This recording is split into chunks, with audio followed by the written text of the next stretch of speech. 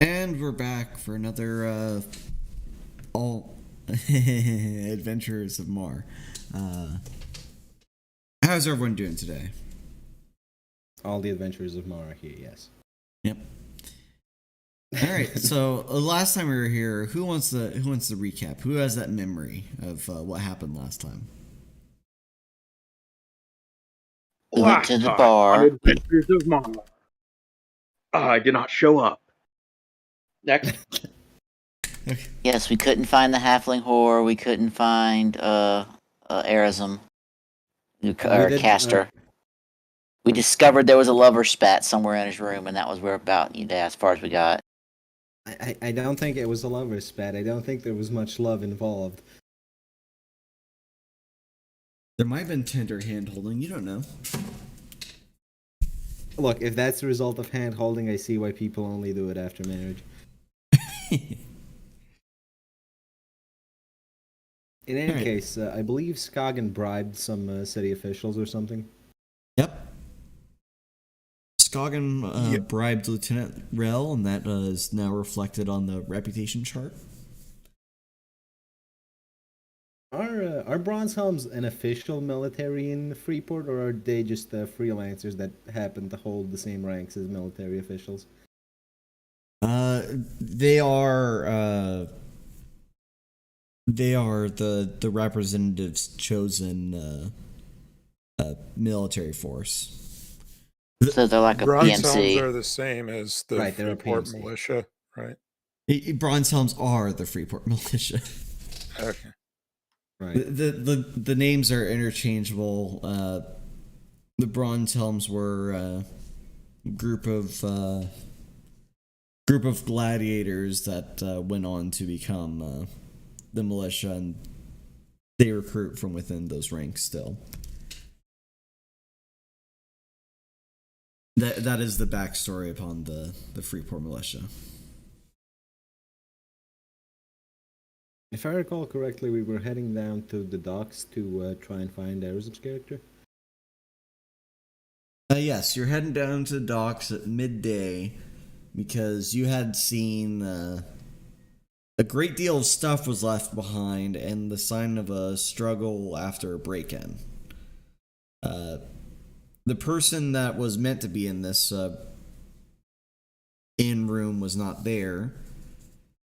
So of course you left, told the elf, brought the elf to look around the room, and the elf found a clue that involved the Astran Trade Company.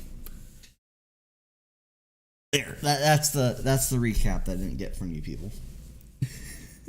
Thank you. Alright, so the party knows about the Astran Trade Company because they're one of the more wealthy people that trade to Freeport, and one of the very few that trade to Freeport by sea. Because otherwise they're traders from the far west, and they don't really keep that many warehouses in Freeport. Whereas the Astra Imperium has their own embassy in North Freeport, as well as their a series of warehouses owned in the East Freeport Bay, or coast.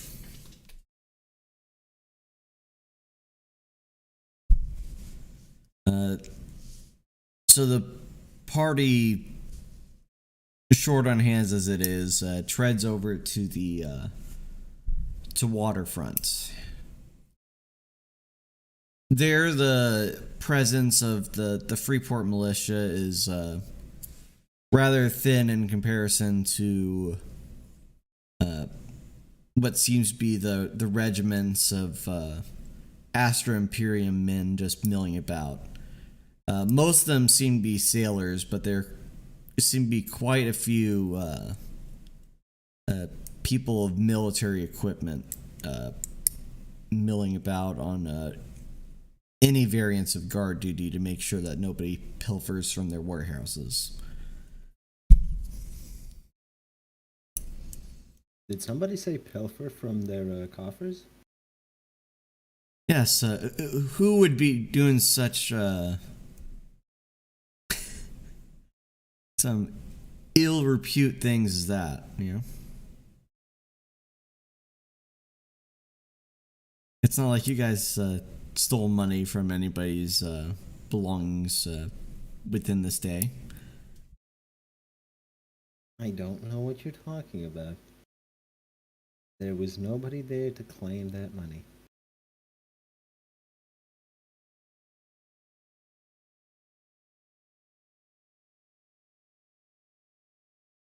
Alright, so all your party had to work on was the lead that you saw a torn piece of paper with the trade company sigil on it.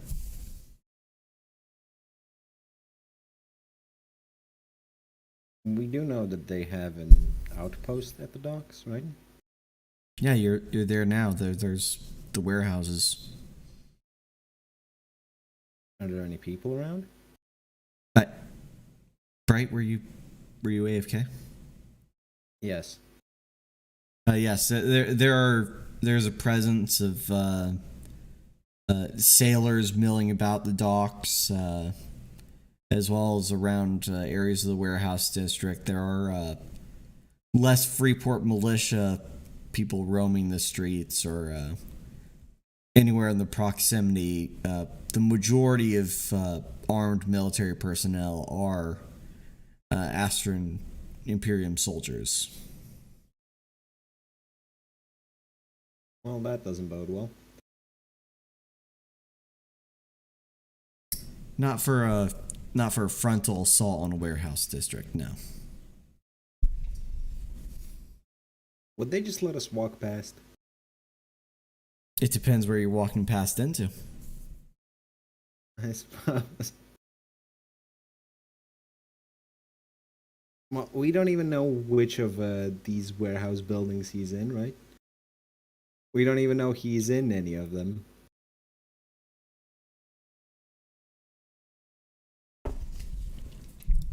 Is he being held prisoner in one of these things by the Imperium, or?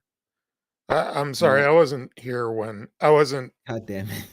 Skagen wasn't in the group when you guys found out all this information. So no, Skagen was explicitly in the group when you found out this information. Skagen was the one that found the letter.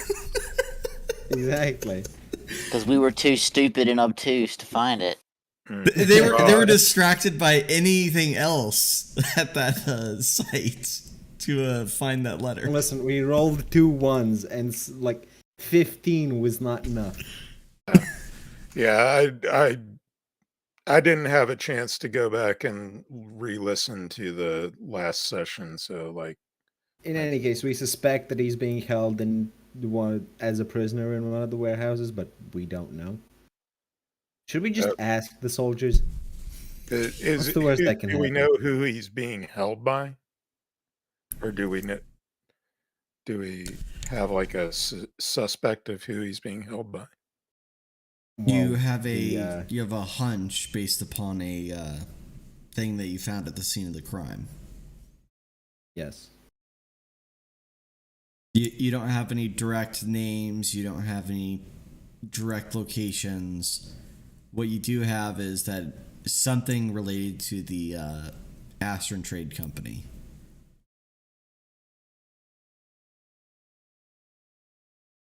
I don't think any of us know anything about the warehouses. My character wouldn't for sure.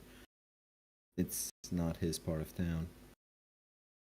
So we don't know if he's being held by the trade company or by somebody else. So we just know trade company. Yes, we just know trade company, and there was a mess left behind in his room as though someone kidnapped him. Okay.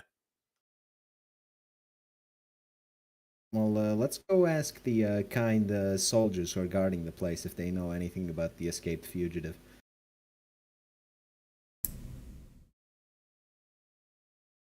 I'm sure this can't go wrong.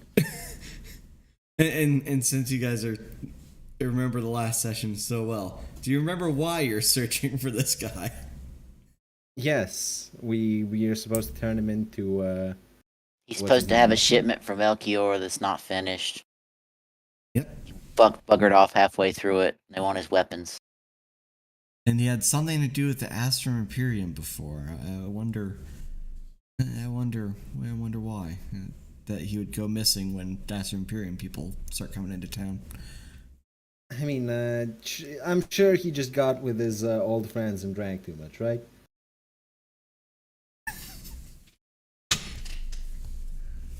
All right, so I'm guessing you're gonna just approach one of the sailors rather than one of the overt military personnel. You see someone carrying like a cask of something over their shoulder, walking away from the docks, or yes, someone who appears to be carrying things into one of the Astro Trade Company warehouses.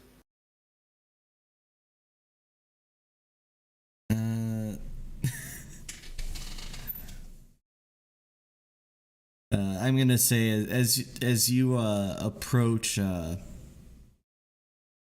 as you try to cross some of the military presence around this district, a man with a large imperial shield comes before you, addressing you with the open hand, saying, "Halt! Who are you? What business do you have here?" Are any of you good at lying, by chance? I mean, we have an elf woman. Yeah, she constantly lies, but is she good at it? She has a 4 in bluff. Oh, that's better than me. I don't know what to say about it.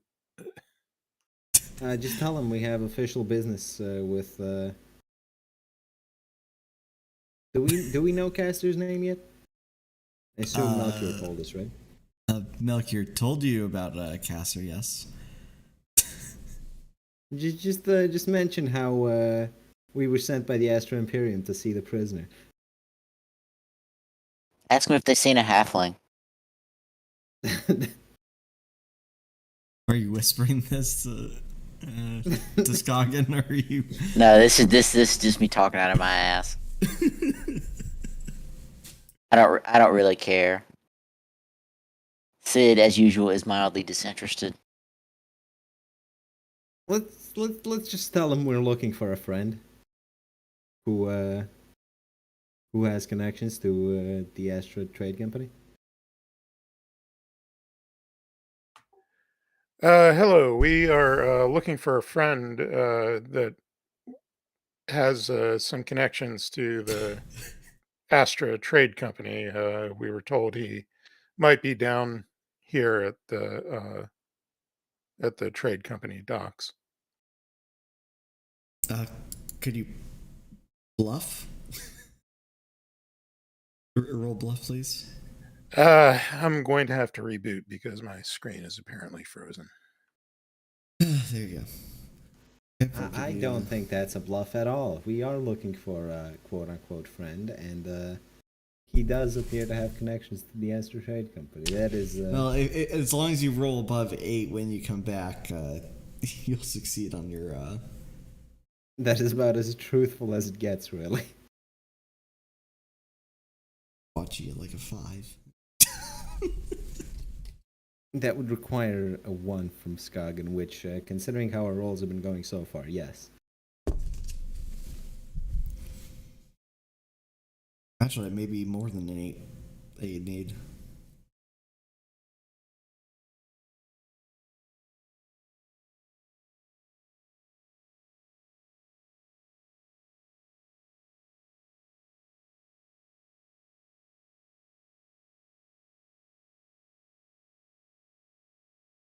But while you're doing this, of course, Sid and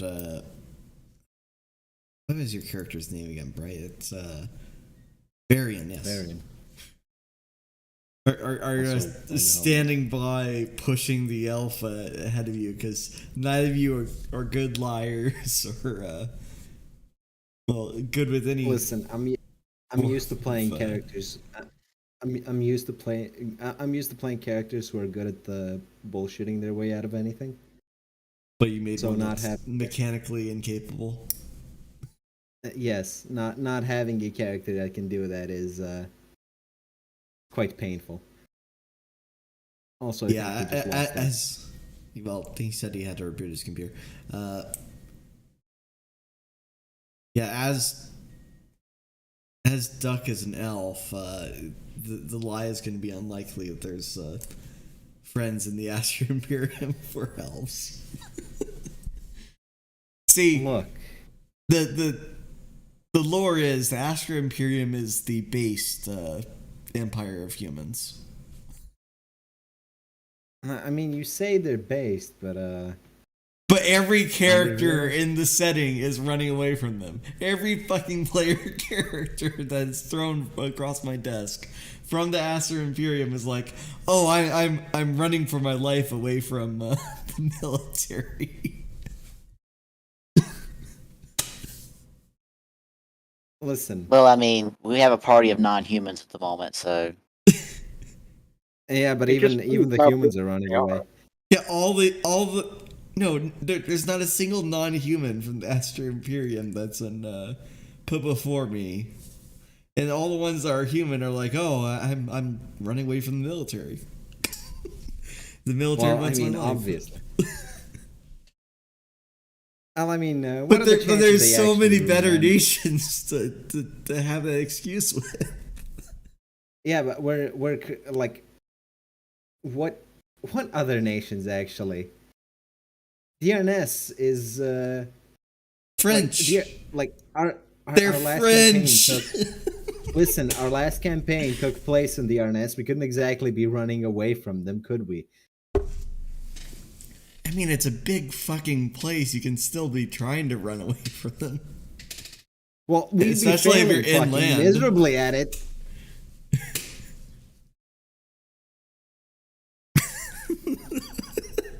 God damn it. The man looks at Skagen skeptically and he says, does this friend have a name? Caster. Don't just say it. Just say yes, he does, and try walking past him. I'll take that. No takebacks as the rules go. Well, we might get our asses handed to us now. He looks over to some other guards that are on duty. Gives him a nod of his head before looking back at Skagen. What nature of friend is this Caster to you?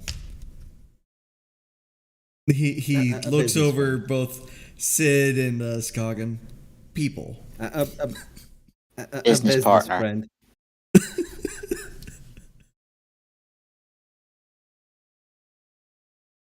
And what business exactly would you have with Caster? He says as a couple more of the heavily armored guards milling about have come to attention and started wandering over to you guys. Supplies. Look. He's got a Freeport mandated court date that he needs to appear on for not fulfilling his contracts. All right, this is official business. Just get out of our way.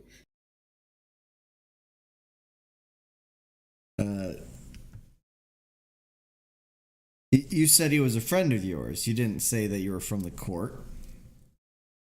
Well, yes, he's a friend of ours. We just want to make sure that he doesn't get exiled from the city. I mean, if you were late to a court date, would you not want your friends to come get you? We have few dealings with the court of Korra, where I'm from. Well, if your Astra Imperial court wanted you and you didn't show up, well, I'm actually assuming they just execute you, to be honest. Yeah, that's called a military tribunal by scions. You don't want to be at the end of that. Well, look, I'm sure you don't want any trouble with the authorities. Just point us in the direction of Castor so we can fetch him. I'm afraid this is where I must have to turn you away because we have no enlisted man by the name of Castor here. Who said he was enlisted? We never said enlisted. Well, I only know enlisted people here at the trading company. Sure you do. That's why all your heavily armored friends are very panicky right now. Do I sound like I'm panicking? Yes. What does my sense motive roll tell? Does Skagen detect that he's lying? He doesn't want to have sex with you. Well, the sense motives reveal that he definitely knows the name of Castor, and Castor seems to be a more or less familiar figure to this guy. Because he deliberately lied in a way of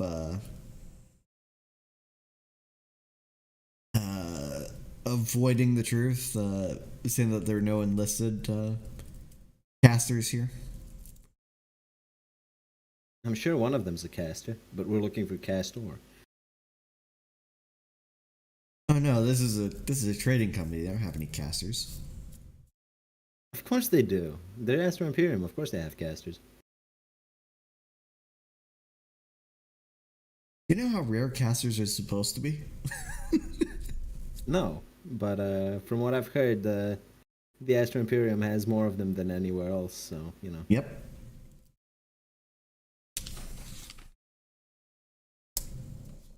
It's not like they're gonna decide to be stationed on a fucking trading ship. True. Because if you're a caster, Well, you're a chosen one in the Empire. Well, in any case, we would very much like to see him. And I'd very much like to tell you that you can buzz off. Well,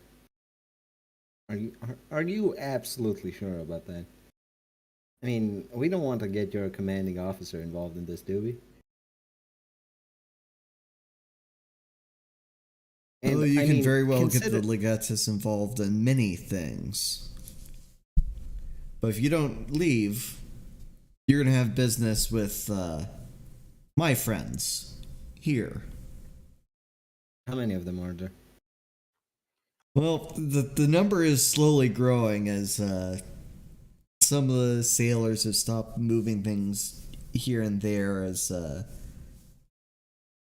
some of the more lightly armored guards around the area have taken to knocking arrows in their short bows, not exactly raising them or aiming them.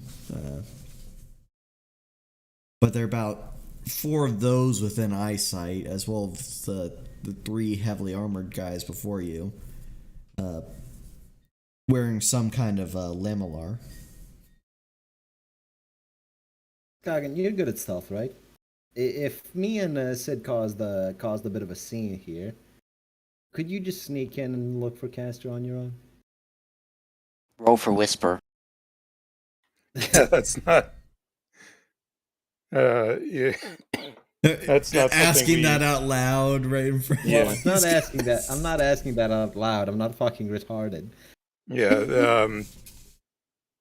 I like some questions to be thrown in character at some point. Yeah, that's you got to be careful about that kind of thing because Verd's going to take that as you're saying it in front of the person. So if you want to discuss another plan, we need to withdraw. Well, what are they gonna do with us if we do start a scene? They're probably going to beat the shit out of us and throw us into a jail of some variety. Probably where they're keeping Castor, right?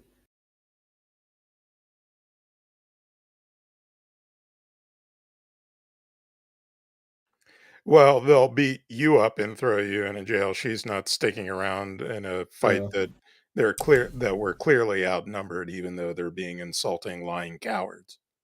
look, we're outnumbered, but they're outmatched. How so?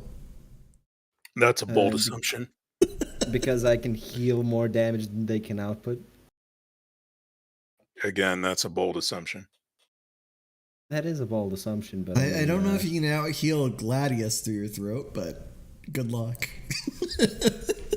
I don't have somatic casting. I can out heal a Gladius. Wait, do I? I don't remember actually. And it's verbal casting. Maybe this by would the be way. a good time to reprise our race riots that we wanted to have, except the other way around, since they're, a human empire. Would it really be the other way around since you were trying to get race riots with dwarves again? I'm just saying it'd be a good distraction. Look, I'm sure we can settle this peacefully, right? I'm sure the Freeport militia doesn't want there to be a scene on this dock here, right? Do they? I asked out loud, pointedly. Well, thanks to the Astra Trade Company contract, this warehouse district is property of the Astra Imperium. You are on Why, Astran soil right now. What? Why, of course. But if this fighting should spill out of your district, well, that would be an outright declaration of war against Freeport, wouldn't it? You're three scoundrels.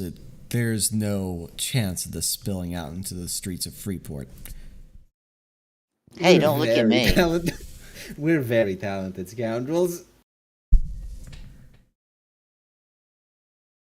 He pulls a short sword from his belt and points at your direction. I said, "Be gone."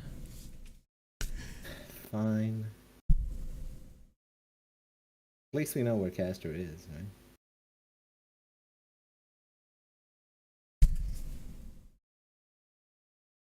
Question is now, when will you reach Castor?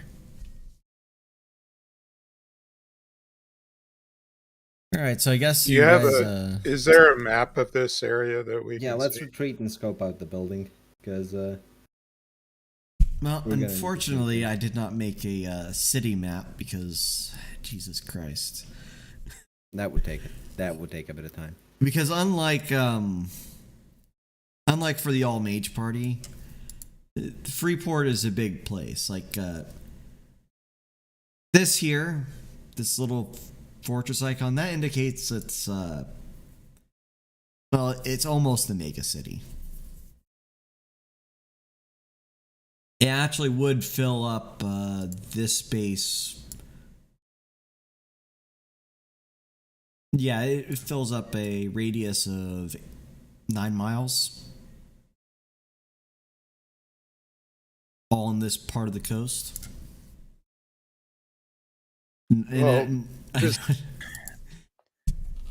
It's hard to plan what to do or to come up with a strategy of what to do if we don't even know what the area, not even the whole city, but just the area around the building is, and like where are guards and that sort of thing. It's Well, here's what I can do. I can draw out background, draw shapes.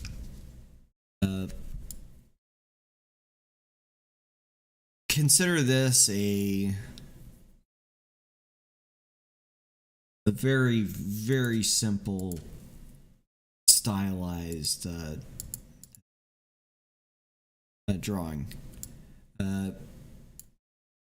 This is a very small portion of East Freeport. Here is roughly the waterfront area.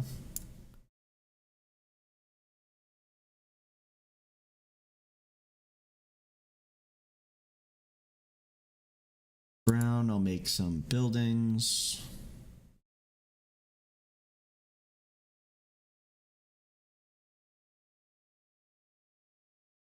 Welcome to the Verdant Art Stream, where I make some crappy MS Paint artwork. Well, while we're slinking away in disgrace, this was probably to say something that I feel like I told you that wouldn't work. Look, we had to try, and at least we know where he is now. Look, they're merchants. You always lead the conversation with a fistful of coin. They aren't merchants. They're guards paid by very wealthy merchants. We are neither merchants nor particularly wealthy. Yes, but the guards for these merchants are not necessarily wealthy either, and will be thusly plied well with coin. Also, they are Astra Imperium guards. They do not take well to bribery. Yeah, they're not the Freeport militia. Exactly. Well, unfortunately, we've now tipped our hand at showing it to them. If we had gotten the lay of the land first and scouted the buildings, then we might have learned something. But now they know to be on watch for us and that somebody else is after this caster person. Okay. So, in the top right corner of the map, that is what the layout of the Astra Trade Company district is. I'm going to make a little symbol.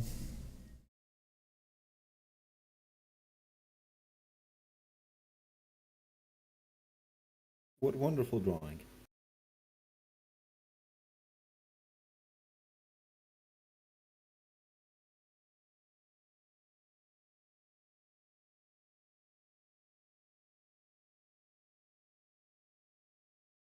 This is going to look retarded. There.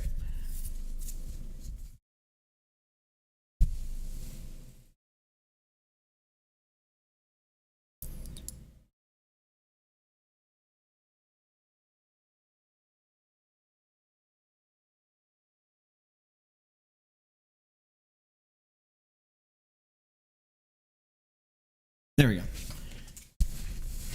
There's a symbol for the Astra Imperium Trade Company. And this is their place. What you had here, the encounter, too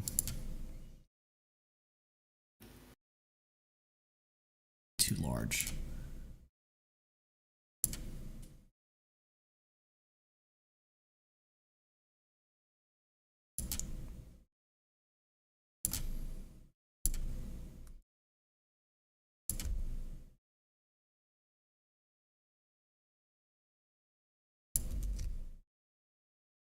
They had a bunch of guys around here like this.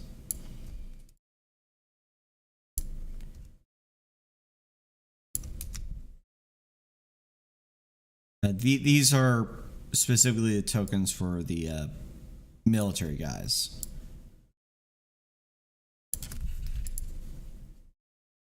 Right. And that's what you saw before you scampered off and went into like an alleyway somewhere in the rest of the district here. Which maybe I'll draw out at a different time. Let me just mark it down as something. Is the green line a solid wall around the district, or is it just open? That would be a wall of some sort. Presumably a sandstone wall. We'd have to scale that if we wanted to get in somewhere that isn't guarded by 60 people. I didn't How say tall there's is 60 the wall? people. Let's see. The wall. It's probably connected somewhat to the bastion wall, but it's only 2-3 thick.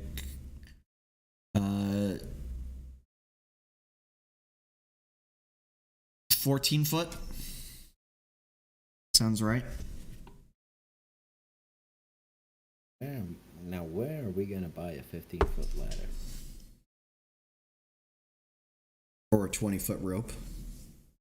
You know I can just, like, raise ground, right? It is sandstone. You could just literally make a hole in it, right? I mean, you would think, but if I can, I could just make 3 steps. We could step over it. Sure. Skagen has plenty of rope.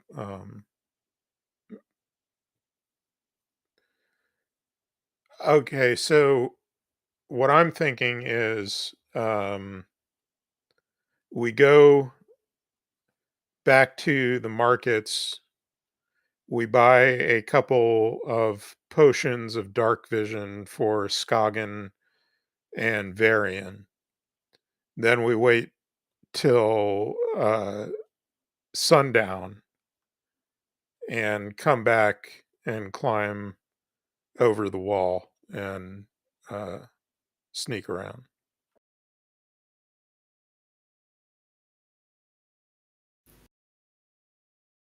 How exactly does dark vision differ from low light vision? As in dark vision, they can see without light. Low light vision, you have to have light to benefit from it. Low light vision just doubles the range at which you can see into darkness when light's present. Would the night sky provide enough light?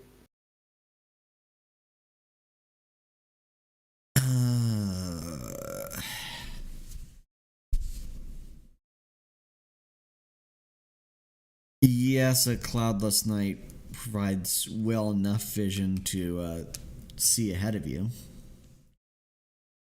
but doesn't count as light for the purposes of low light vision. Right. Well, in any case, I don't think Varian can exactly sneak in. He's not the stealthiest sort.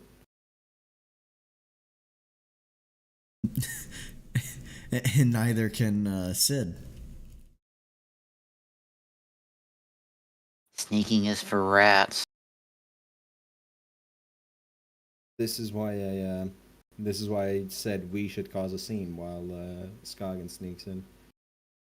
But if we're doing this at night, this is a military docks technically, because they are the Astra Imperium. They probably do keep guards all night. Yeah, but there's less chance of being seen at night, and Sure. you guys causing a scene is just going to end up in you guys getting the shit kicked out of you by a bunch of Astra Imperium guards. Well, yes, but we can survive a shit kicking as long as we got the healing for it.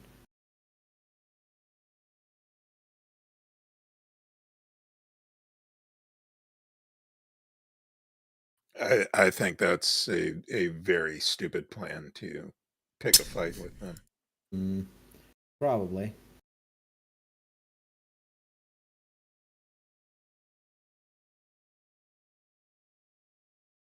Well, if you want to sneak in at night, I suppose that's what we're gonna do. And since we've got time before that, should we go ask Melchior for help? He might have something. Hope you have deep pockets. True. One does not exactly ask one of them types for help. Well, he wants us to bring Caster to him, or at least bring Caster's goods to him, and he can't. We can't exactly do that without help, considering the current situation.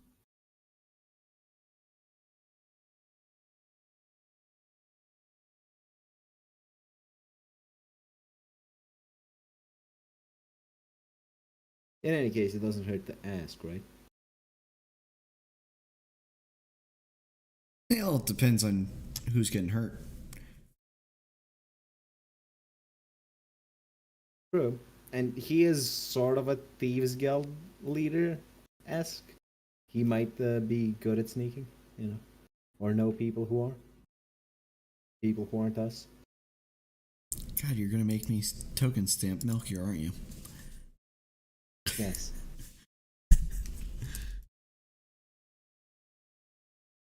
Well, we do have to wait till night for to sneak in anyways, so.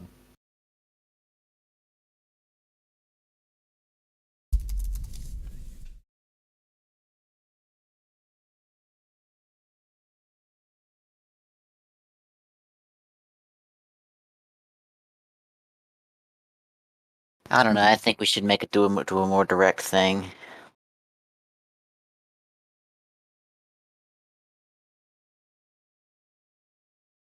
Find direct. Find a way in there now. Now they know we went. Now someone has decided to tip them off to the fact that we're looking for him. They could just as easily cut his throat and dump him in the harbor. If At least they that's what haven't done Sid would that, say. if they haven't done that yet, they're not going to because they need him alive. Yes, but before they didn't know anyone was looking for him. Well, I would suggest starting a massive fire and just having them evacuate, but the whole place is made of sandstone. It doesn't burn. The walls are made of sandstone. Sid, could you just make a hole in the wall at some point? Oh gods, gods above, would you grant me such a boon? I sarcastically say while actually asking Verdon if I can do that. Otherwise, I would just have to make steps. What does your geomancing say? Geomancing says that was not the right button. I believe geomancing says ground. The spell disintegrate. You can only target things, not large objects. Let me find. There, I changed the color of the walls so you're not confused. What are the warehouse buildings made out of? Wood? Yeah, wood of some kind. Dark wood.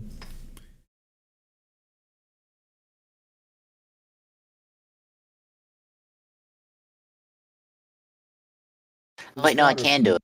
I just can't do it with Shatter Earth. I can do it with this.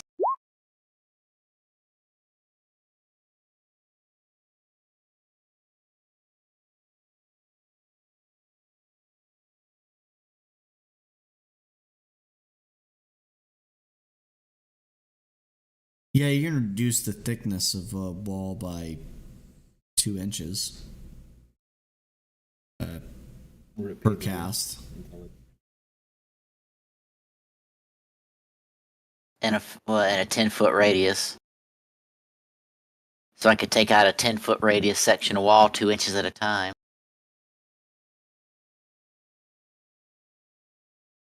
How thick is the wall per se? Roll knowledge engineering. 2 feet thick. Damn.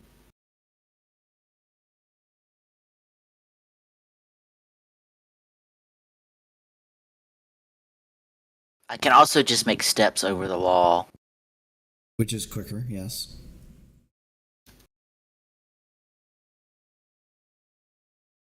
Yeah, but then we'd need to get down. And that's what the rope is for.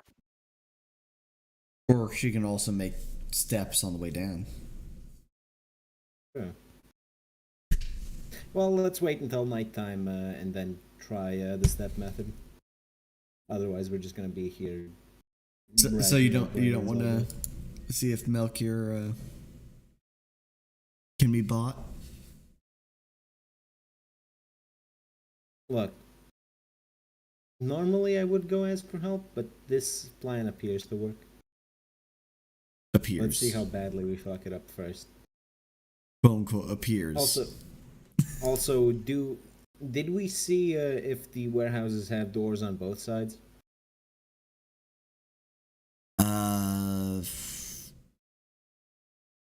From here, I wouldn't say you've been able to see the doors on the warehouses. Right. And from here, you've only seen people coming from the water, from the coastline, and into the warehouses. Were there windows of any kind on the warehouses? Did we see? Yes, at 8 foot, there's some 3 foot tall shuttered windows.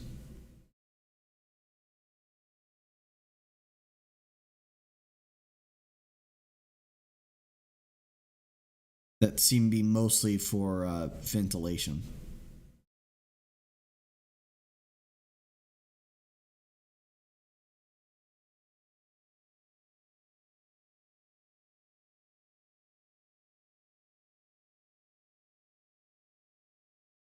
Well, I still say step over the wall. Walk around back, step over wall. Let's wait until nighttime and then do that. How much time do we have left before the convoy is supposed to set off?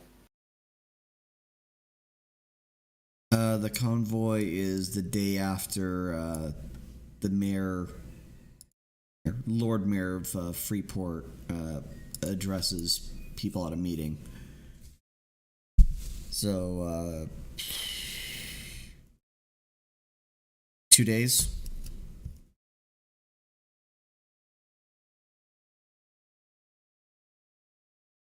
Well, let's do this. I say we go now. Fuck waiting for nighttime. The problem with going now is that we would be very visible doing it. We're gonna be visible regardless. If they're that vigilant with their watch.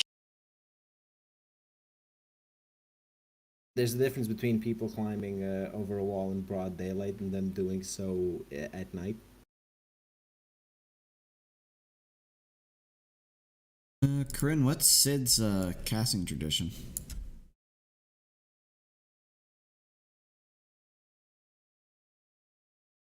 This is a good question. I had an answer for this, and did I put it down in the feet?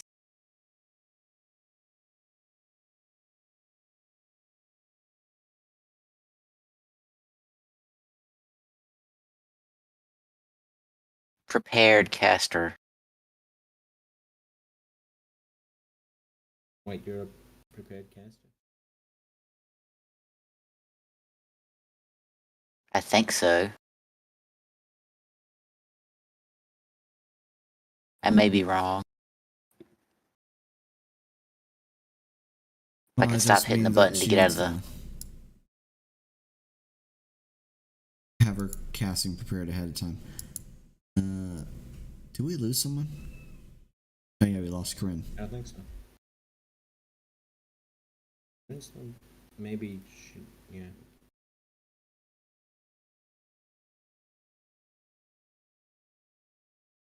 Discord, so who knows?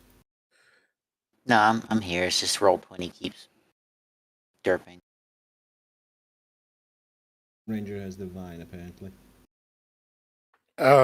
If we see, waiting for night also gives us the advantage of, like, we could run back to the markets, and we could get a few things to help us with this. Like Skagen could get a climbing kit, so she has, like, she could climb up to those windows on the wooden buildings.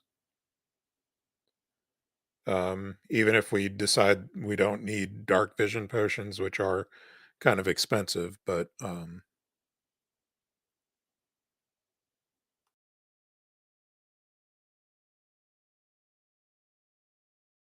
and also just the added stealth of being at nighttime. I think it's wise to wait until night.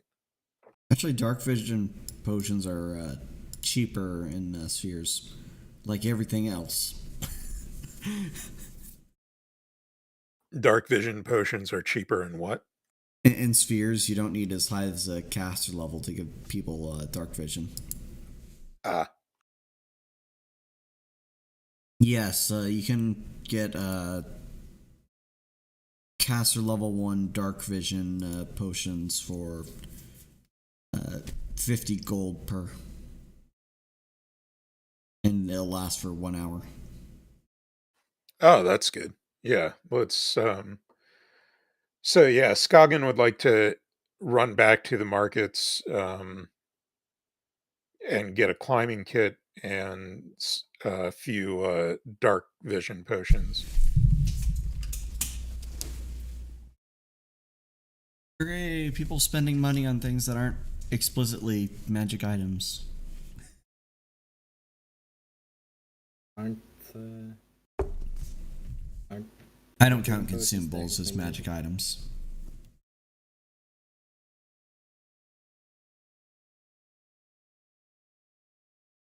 how much does a potion cost?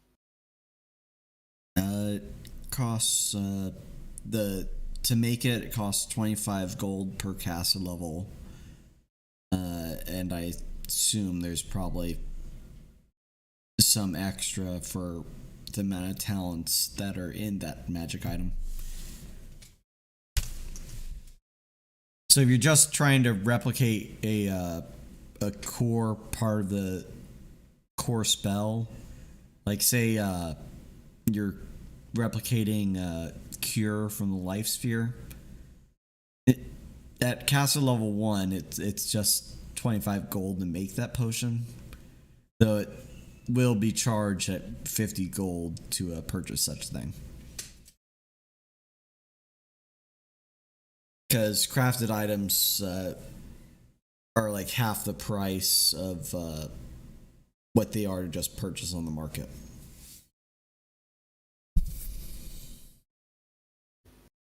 How many talents would a vision potion entail? A dark vision potion is you only need the dark sphere, and that's it. That's it? Yeah, you just need to have the meld talent, or the ability to use meld, and you can make the dark vision meld.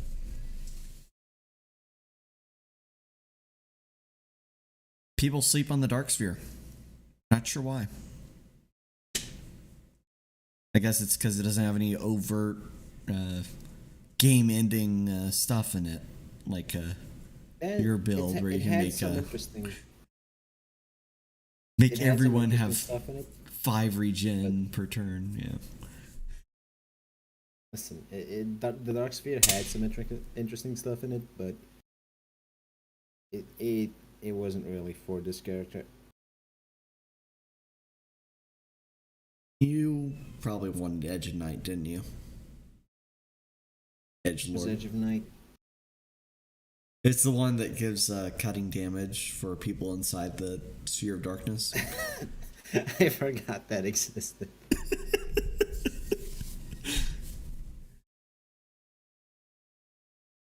The Knight is so edgy. Okay, so edgy. Alright, so Duck, you make your purchases. I assume you've already deducted your gold by the appropriate amount.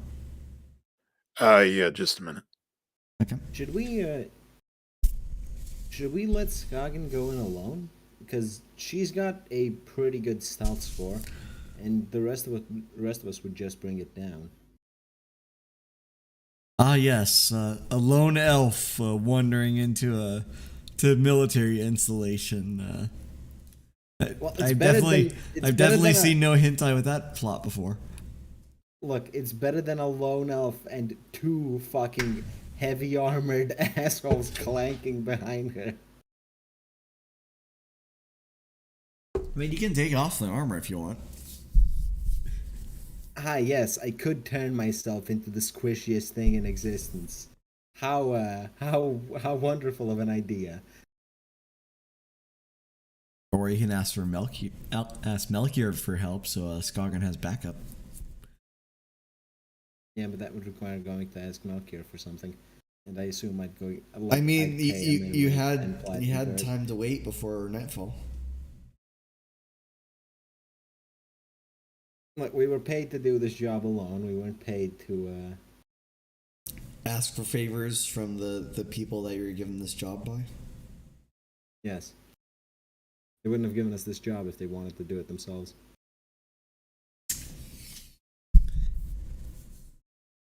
Who knows? Look, All right. I got Yep. this stuff noted down. Okay. Okay.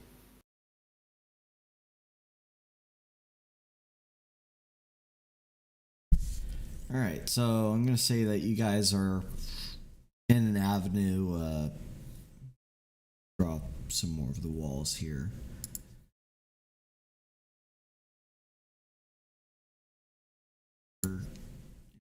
Sandstone.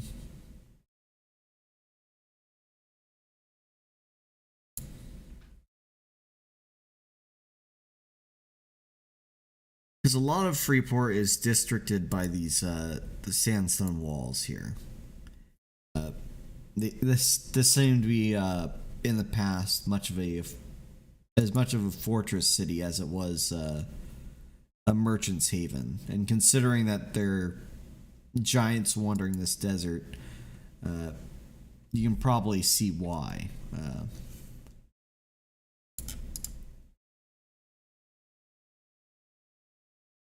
That'd be a good idea to do things in such a way.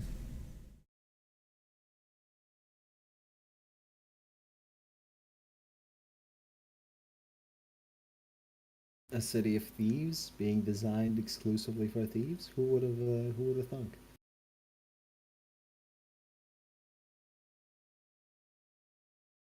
I didn't say thieves, I said merchants. Oh no, that's the joke, haha. Hardy har har. Yes. I'm laughing. I'm fake laughing at my own joke. The hide real pain, yes. Merchants cause real pain to everyone.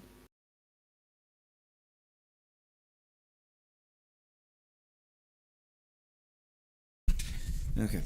So that's the general walls for that area, and I'll maybe fill in the rest of the city if I ever feel like it. All right.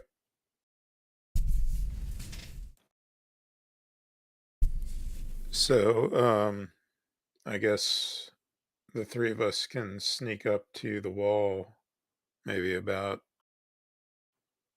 there. You have that rope, right? Yeah. Because I believe Korinne has verbal casting, so if there is guards at the other side of this wall, we might want to. We might not want to break it down.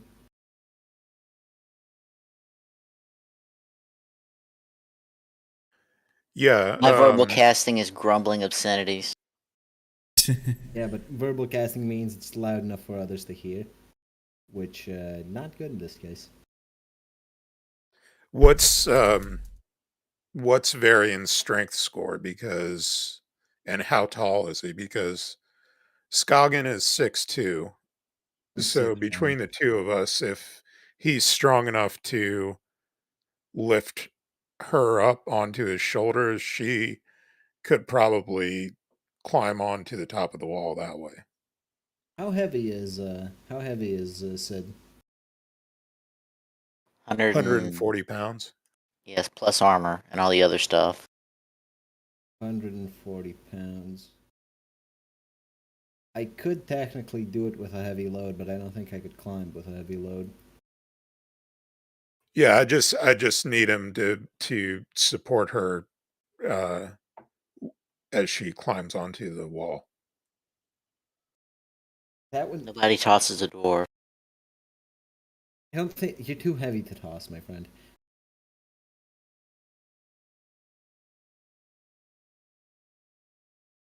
Unless Sid wants to make her sandstone stairs. So it's 113 plus 100. So it's about 250 pounds you'd have to pick up.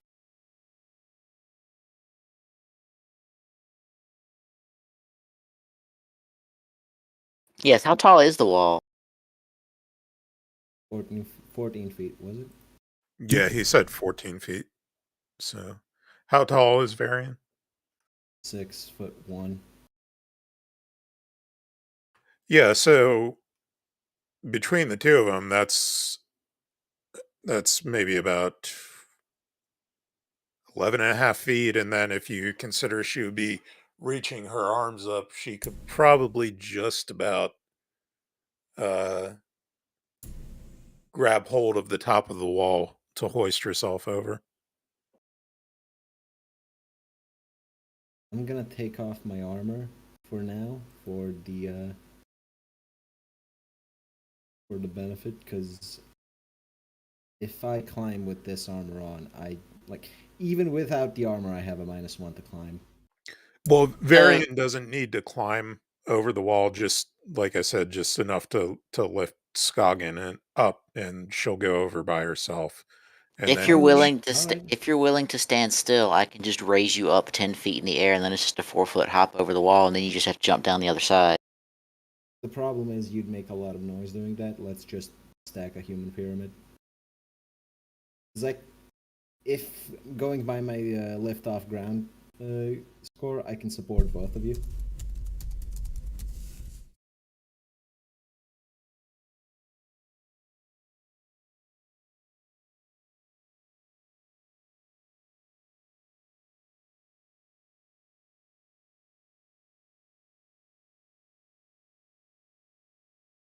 Well, the other thing is you two it could would try climbing it while I go make a ruckus or something, it or would vice probably versa. be the lift over head weight is the In that case, I can probably do a Skagen, but not Sid. It's 260 for me. Meanwhile, I've been making tokens. Oh no. You don't need to worry about You them. know what? He's making all these wonderful tokens. Let's just break down the wall. I'll be right back. Got to run to the bathroom. Right. All right. Want a 5-minute break anyway?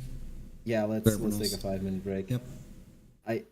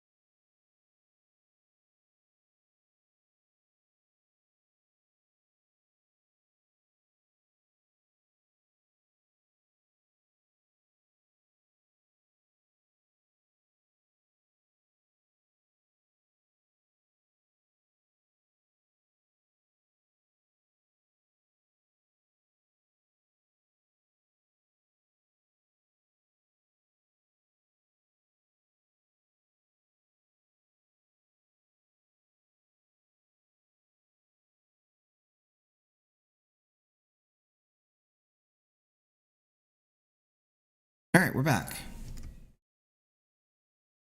Yeah, so the plan is roping over the wall. Plan is for Varian to lift Skagen up onto his shoulders. She'll climb up on top of the wall. She has a rope she can let down for the others if they want to come over. I'm thinking it would probably be best, at least to start, for Skagen to go by herself. Yeah. Let's do that. I shall lift you on my shoulders, strange elf woman.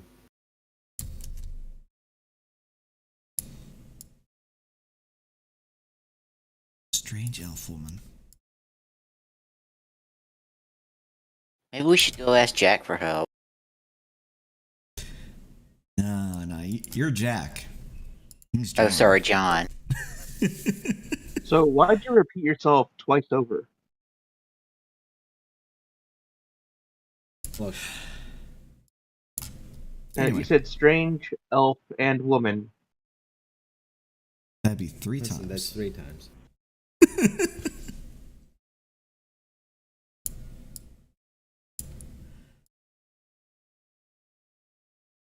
Okay, I'm done lettering the city with tokens. Relevant tokens, rather. All right. Are those Freeport cards or? See, I'm able to click on them and press Z. Yes, these are the Freeport cards. I probably should make a token that is more situated on the helmet, but well, I'll probably just make a better token image because these look terrible at the resolution they are. I mean, they probably look better like this. Yeah, that looks way better, where it's the full 70 pixels. Can you tell what that is at that size? Yes, that's a guard wearing a welding helmet.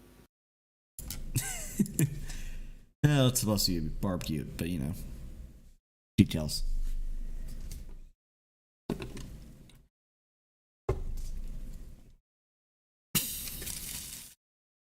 Anyhow, rise, strange elf woman. All right, so what is your strength score, Varian? It's 8, but I got muleback cords. I'll have you do a strength check then on lifting. Oh, let's try it. All right, so you can successfully lift up the elf, even though she has a heavy rear. Damn, boy, she thick. Oh no. And Duck, you're climbing with rope assistance, with climbing kit assistance. Yeah. I'll have you do a climb check plus whatever that tool bonus is. I think it's like a 1, isn't it? No, it's a 1 if it's masterwork. It's 2. Oh, it's 2. Okay.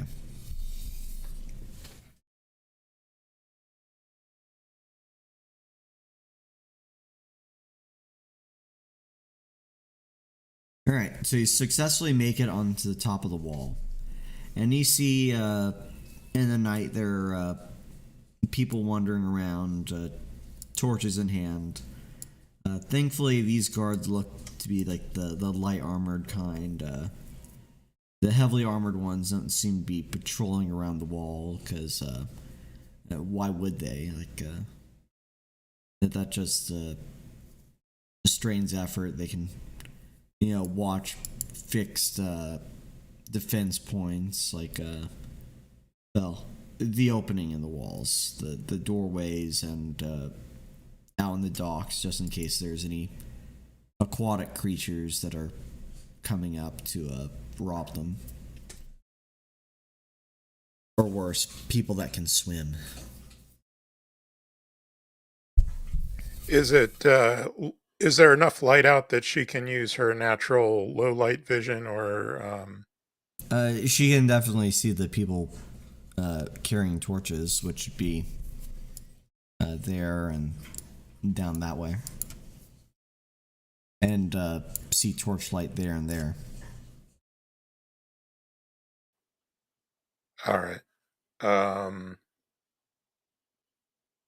And from here, perception check.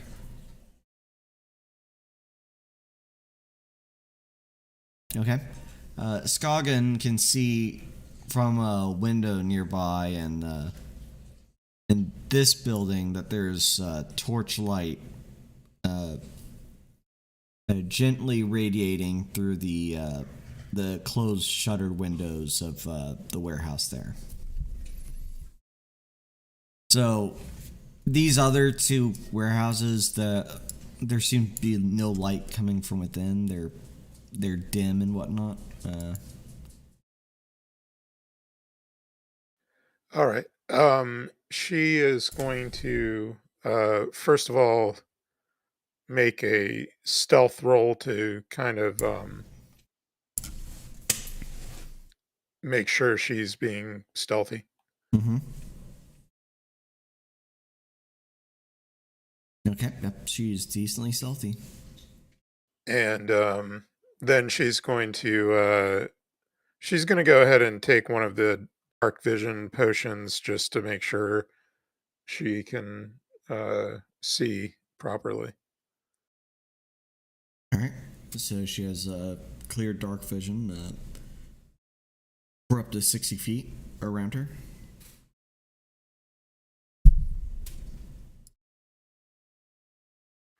And then she's going to put on her leering mask that she got in one of the earlier adventures.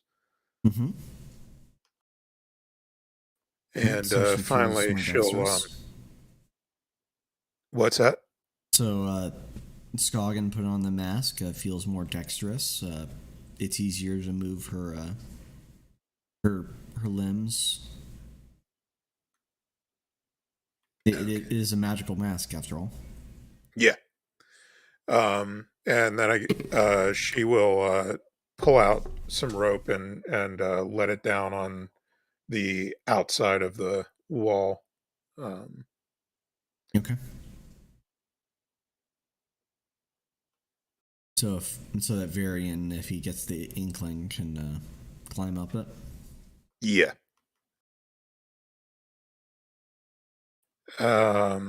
So I see. Sorry? I guess this guard here he's moving around the. Yeah, he's moving in this direction. Okay. Are there any crates or anything in this alley between the wall and the buildings, or like in this area, are there any things to hide behind, or is it pretty much just empty? There ought to be some crates, so let me draw some.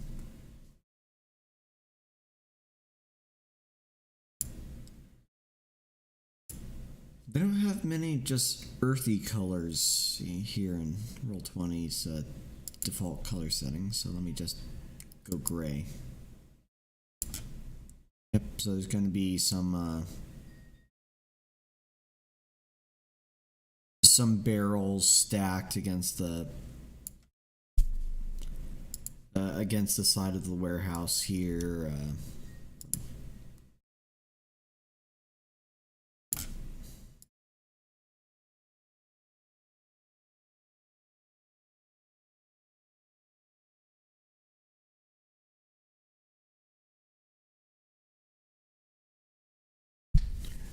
Barrels, bags of things, stuff that apparently isn't sorted into the warehouse. There's even a crate or two right here in that area. Also just stacked up against the wall, but otherwise the area is pretty clean.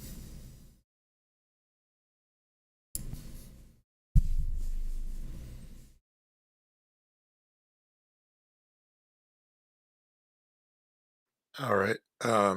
She will slip stealthily off the wall and hide herself down uh, by that crate. I'm going to do you a favor and say that you did that after the guard moved. Could I get an acrobatics check for descending?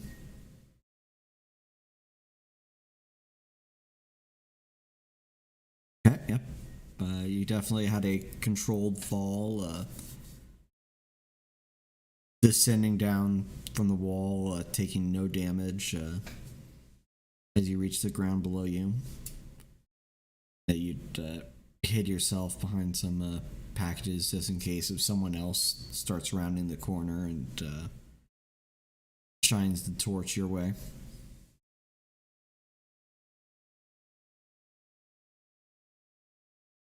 Okay. And she'll slip over to the side of the. Well, she'll wait for that guard to move further away. Yep. Wait, he rounds the corner, and then there's. Yep. That patroller then disappears behind the wall. She is going to slip over to the side of the building and climb up to the window that the light is coming through. I'll need another climb check.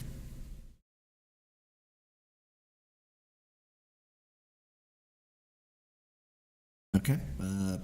You're able to successfully climb the 8 feet to get up to that window. All right. And how well can she like peek through the window or the shutters? The shutters do have some gaps in them for air to go through, but more importantly, looking through the shutters, you can see. Let me change to a different map that I actually had prepared for this.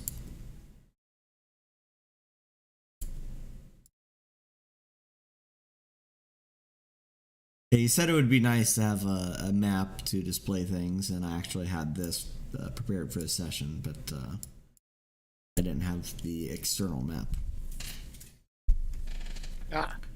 You see there that not far away from you, there's the torchlight from this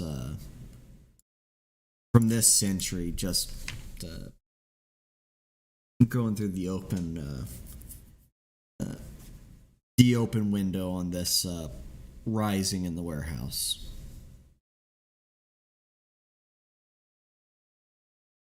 Within, you hear the sound of a man being just punched within, though whatever words come in between those meaty hits is muffled by distance.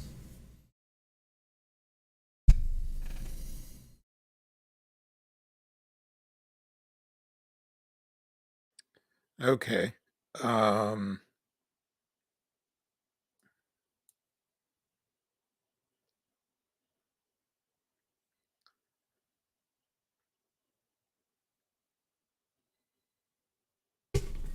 I think she is going to back away, back herself down the wall, and then climb back over the outer wall and report what she's found to Varian and Sid. Alright, then that'll be one more climb check.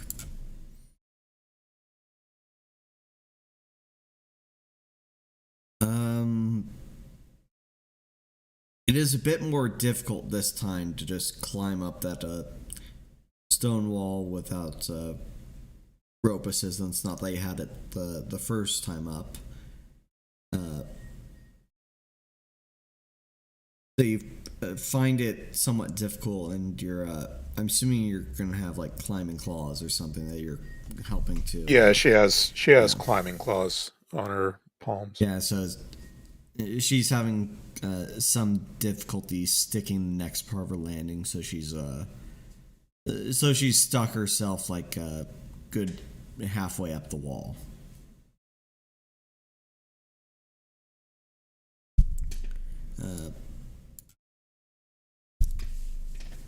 At this time, though, there's she sees off to her left a torch light not very far away of someone checking this alley between the wall and the warehouses again. Seems to be a rather frequent, if not boring, patrol. You can do another climb check to see if you can make some progress. Yep, that's good enough to make the rest of the journey over the wall, and since you have the rope descending on the other side, you don't need to really do a check to descend down.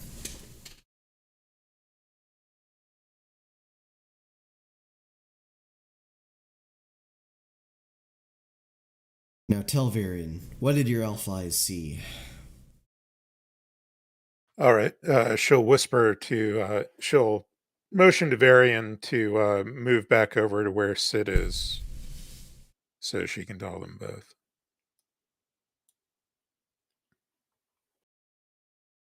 And she tells them she sees a man tied up that she thinks is this caster that we're looking for. Melkor, did Melkor give us a description of him? I believe like he did with Geralt. I think it was Geralt. He gave a drawing of the man's likeness. Right.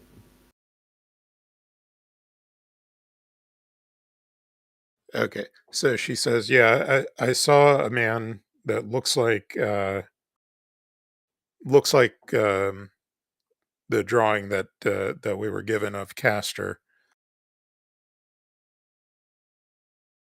He's tied up to a chair in that middle building, and he's being punched, and sounds like he's being interrogated. They're asking him questions.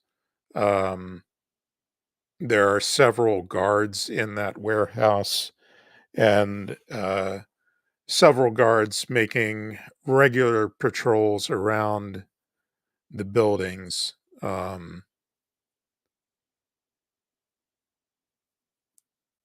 To through the alleyway between the wall and the buildings there. So we now have a confirmation on Castor being there. Castor owned a business in Freeport. Does that technically make him a citizen? Because if so, that would mean the Astra Imperium kidnapped and is currently torturing a citizen of Freeport, which I don't think the Freeport militia would take kindly to. No, Knights of Justice might not take kindly to it. The Freeport militia probably. If it's just one, they probably wouldn't care. They'd rather have their trade. Yeah. The Freeport Authority definitely would just say, yeah, the trade with the Astra Imperium is much more important than some former Astra Imperium citizen, now Freeport citizen. That's unfortunate because I was just going to very loudly say that in front of all three of the guards above us. But how many people were there in the building with Castor? I would say about a half dozen guards, including the one that was punching him. There's maybe two on a catwalk that runs along the upper portion of the inside of the building, and then the others are all on the floor of the building below. How heavily armored were the guards making the patrols? You think you could take one out with a sneak attack? Possibly, if I strike them just right. Otherwise, it's going to look very foolish as it just bongs on their helmet. Because I'm thinking, if we can take out one of the guards, that should buy us enough time for Korinne to blast a hole through the sandstone wall. And at that point, we just need to crack open the window and pull Caster out. No need to screw around with the fighting.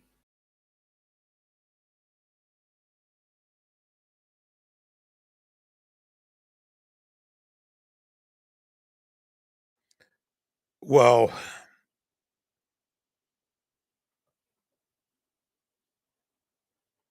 yeah, we could carve through the wall, and then there's the wooden wall of the Carving through it would take too long.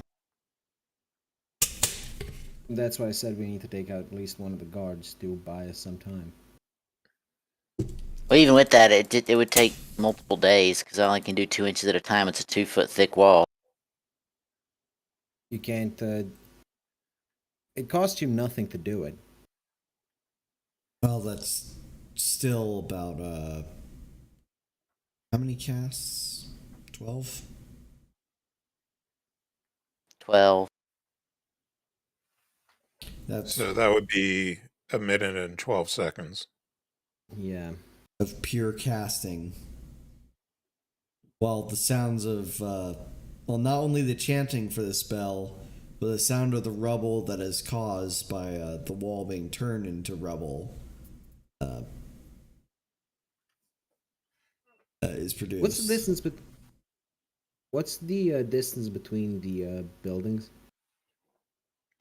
It's about 5 feet between the buildings, 10 feet between the buildings and the outer wall.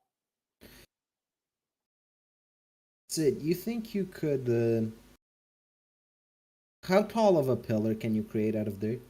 10. So we could theoretically just block every access to the back of this warehouse and not care. Well, let me rephrase that. I can make a 10-foot wall per cast. So theoretically, I could make it even higher, but it would take multiple casts. That would be a minimum of 4 casts to block off the entire warehouse from this side. Because I'm thinking we put one wall here, and then a wall here and a wall here. That way they can't get to us while we rescue Caster. Or at least not without going the long way around through the warehouse. But that's still forecasts. Maybe we should maybe we could set fire to one of the other buildings. You got any flame arrows on you? Property damage. No, that is definitely something the militia won't care about. Oh, is this going to be some bullshit where even though we made our rolls, performance and bluff rolls, and the guy's back was turned, but he still somehow well, I mean, if they catch you in the witnessed act, it they to catch damage you our in the act. reputation. Because there are people just patrolling around. I'm not moving these actively, but Look, all I'm gonna say is that the Freeport militia won't give a shit because it's not their territory. They'll care if the trade dries up because of it.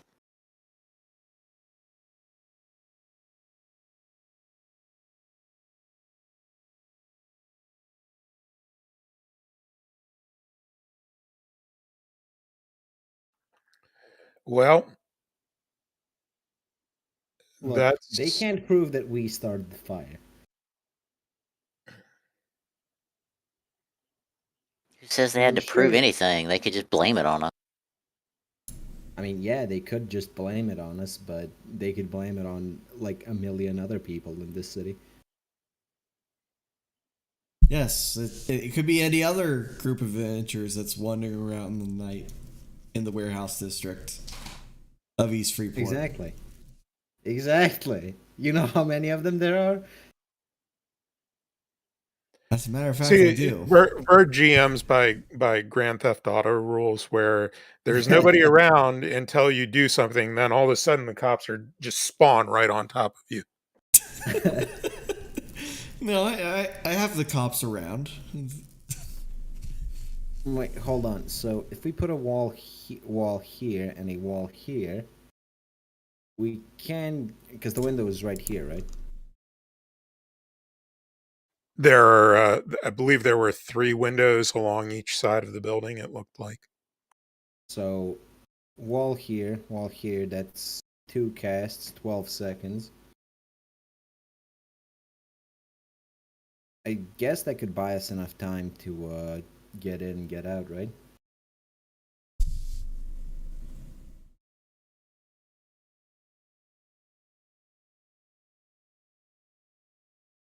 I mean, my main concern is like that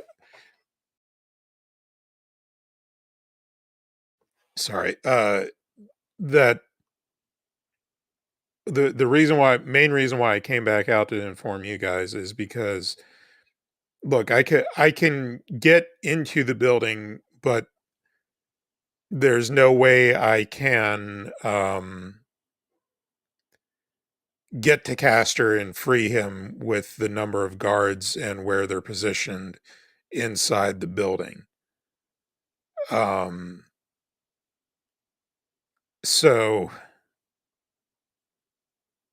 I don't know that like if they're going to be pissed, if Freeport militia is going to be pissed off that we set fire to one of the buildings, then I assume they're going to be upset if we get into a fight with the Astra guards. So I'm not really sure what we're gonna have, what we can do to. See, you're telling the story completely incorrectly. We didn't get into a fight with the guards. The guards took one of our friends and started the fight with us.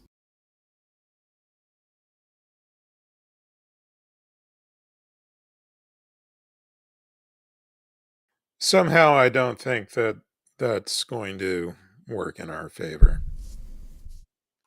Well, if the Freeport militia just gives the Astro Imperium free reign to harass any citizens they choose just because of the trade, I'm pretty sure this city is going to get taken over by the Imperium in a matter of fucking weeks, right? Well, I'm pretty sure if they declared war on the Imperium, they'd be taken over in weeks. Well, showing weakness is the same as declaring war. I mean, it's not like he's just any citizen either. If he's a former citizen of the Imperium, then they do have something of a claim to him. Well, and he's also not just a former citizen of the Imperium. Well, if you guys have some kind of idea about, you talked about making a distraction before. I think getting into a fight is a very bad distraction, but if you have some other kind of distraction that you can create to get the guards out of that warehouse, so that you mentioned the fire distraction, but apparently that's illegal. I know, right? I wouldn't have guessed, really. Arson illegal? No, not in my city. Did you check any of the other 2 buildings, by the way? There were no lights coming from the other two buildings. So I checked the middle one first, which is where the light was coming from. Yeah, all the captured people in those buildings aren't guarded. Look, all I'm saying is that there may not be captured people, but there may be merchandise.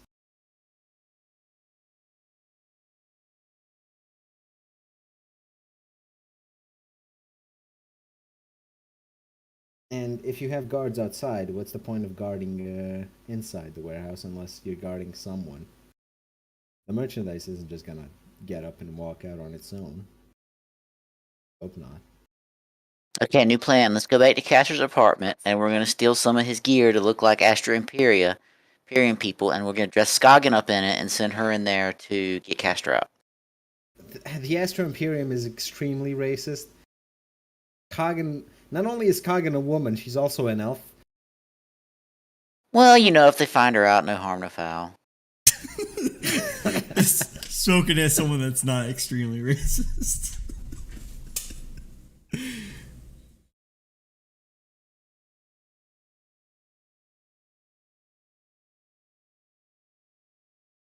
Yeah, Varian, why don't you dress up? I mean, I would try it, but I think I'm a little too short to be a stormtrooper.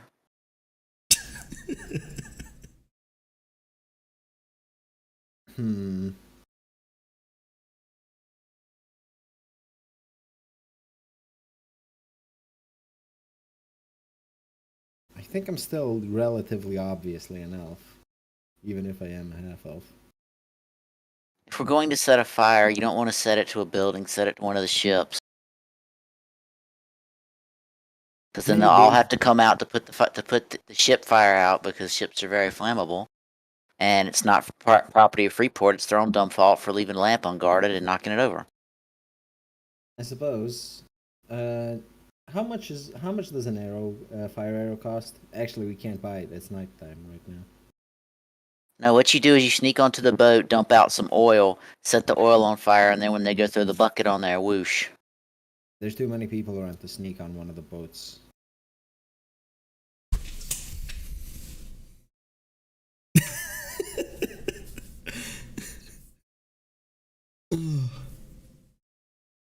I love how the only people that have plans for this kind of thing are not actually able to play right now. It really is wonderful. Well, we gotta do something, right?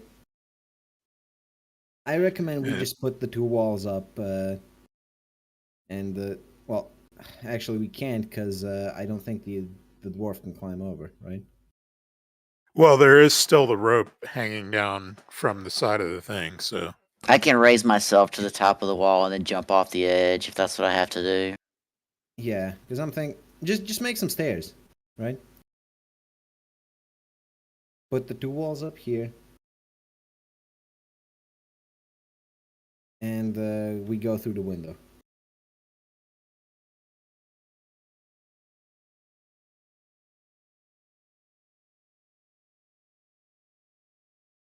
Well, the other option is just blocking the door to the entrance, the gate, whatever, so they can't bring in reinforcements. Yeah, but that'd be locking us in with them, which not the best idea. I would very much like to avoid fighting them directly. Just in and out operation. Grab the hostage and leave.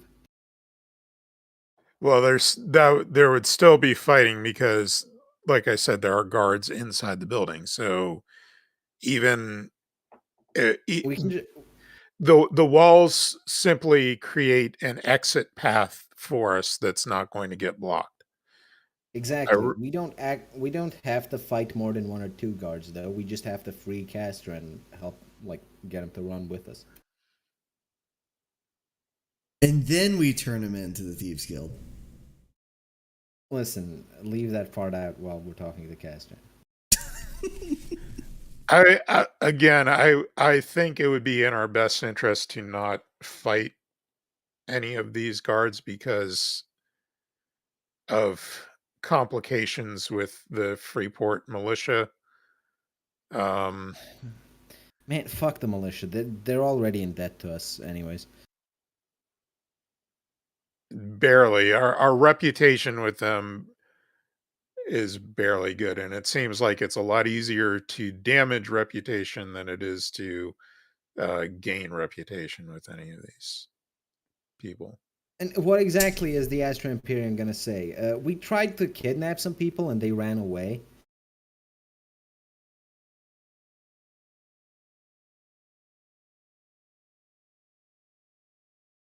I don't know how the logic of the politics in this world work, so I think it's a bad idea. Screw the optics, we're going in.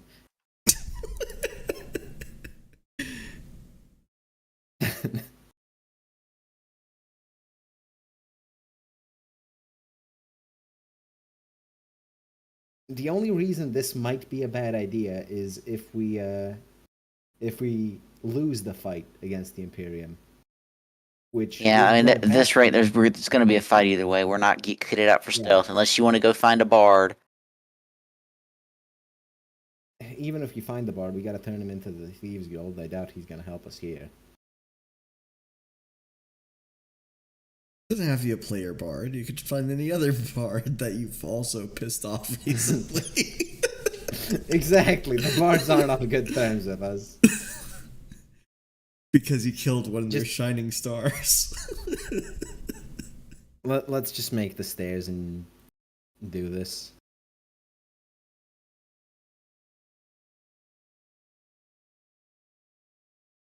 Unless, have you seen the roof of the warehouse, Coggin? No, I didn't climb up to the roof. Unless I didn't think to make note of it as I climbed over the wall. I don't know if it would have been visible from the top of the wall. How tall is the warehouse? Is it visible over the wall? I'd say the roof would be visible over the wall, yes. We could just get on the other side of the roof, go from above.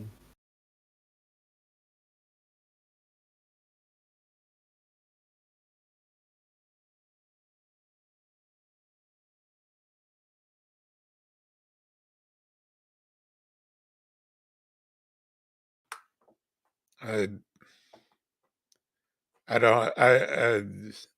don't think that's a feasible plan because A, I don't know if there's any skylights up there. B, it's then it would be the complication of dropping down through there instead of skylights for a warehouse. It's actually prisoners. No, I mean in this age of technology. Yeah. So yeah, the access from the roof is probably not there. Well, then we access from the window because not accessing isn't an option I'm willing to take. Because we have to do something about it. Yeah, I think we need some kind of distraction to get them. If we can get some kind of distraction to get them out, then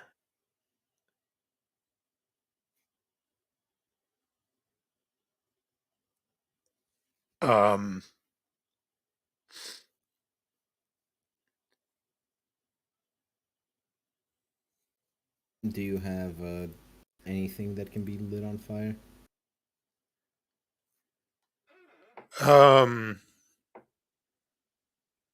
Let's see. I have a sun rod, but that doesn't exactly carry fire.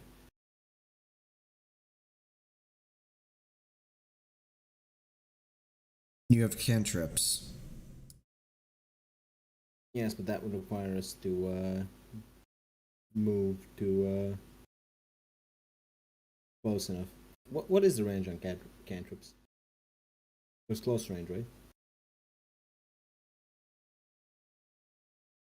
Well, yes, but so is throwing a torch or doing any other thing of actively lighting something on fire. You're not going to be able to light the fire at longer range with your mines here, if that is the distraction you want.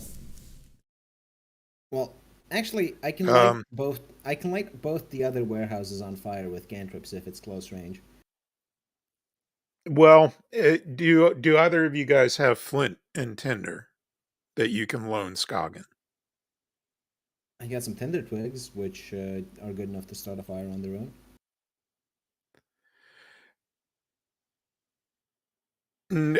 He doesn't. No, she doesn't. She needs like something to spark a fire because the plan. My what I'm thinking is probably the best plan is Scoggin has decent swim skill and she's the stealthiest. So let her swim to one of the boats, get on board the boat, and start a fire on the boat. From the description Hear me out. Hear me out, right? I'm just gonna say, from the description of tinder twigs, they're just oversized matches, is what they are. Yeah, but they're going to be wet from her swimming through the water. So what she can, like, once she's on the boat, she can, like Korinne said, she can find a lantern and then dump it out and well, I guess if there's a lantern, then it would probably already be lit. So she just has to like smash it on the deck or something, really. And then there's already the rope over the outside wall, and we can drop one down also on the inside of the wall, and then if Varian and Sid can get in to let Castor free, Varian can heal Castor, and you guys can get the hell out of there back over the wall. And Scoggin can. Close range is like 30 to 35 feet from me, right? If I just stand here, I can light the boat on fire.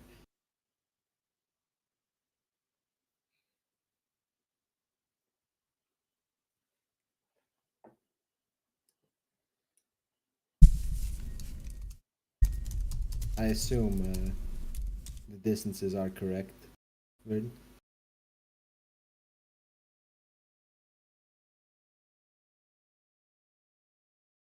Hold on, I'm looking at the spark cantrip. At this point, I think we're overthinking it. We should just go in and do something let me at just this light rate. The bar on fire from like the shoreline here, while Scoggin and Sid the cantrip makes a fine flammable object catch on fire. A boat is not a fine sized object. So if you find something on the boat, you can light that on fire, and that'll be your distraction.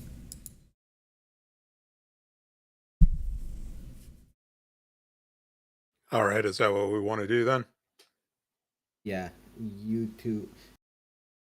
Can Sid climb the wall on her own? If not, I would appreciate the backup because there are people around. Yeah, why doesn't Sid go with Varian? Scoggin will go over the wall, and she can get in easily. She has a health potion. She can feed Castor. That would make more sense. I would protect Magic Man, send Elf to do sneaky sneak. Yeah.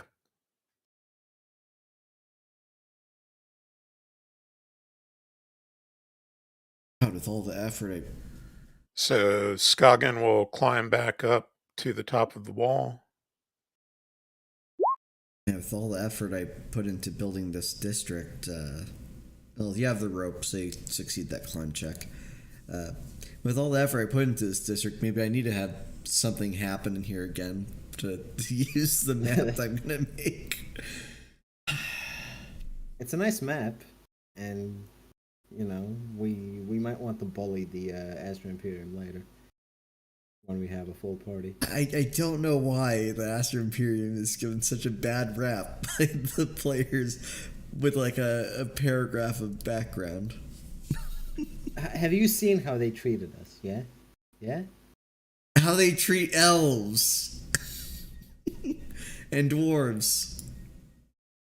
Well, I mean, they should I know don't better have than to my, be mean to dwarves. I don't have my cantrip written down, but because I wasn't sure if we get them, but I can understand being, shitty to elves, but what did the dwarves ever do to you? That they're greedy, smelly, and they hide in mountains. that's gnomes. No, that's dwarves. That's Yes, and dwarfy. humans So are what's with greedy, short smelly, and are like rats and live in any shithole they can find. So there we go. We're even. The dwarf can apparently also throw bolts. Huh. Is Sig going to move down there by Varian? Probably a good idea. No, I was just gonna stand over there and say they went that way.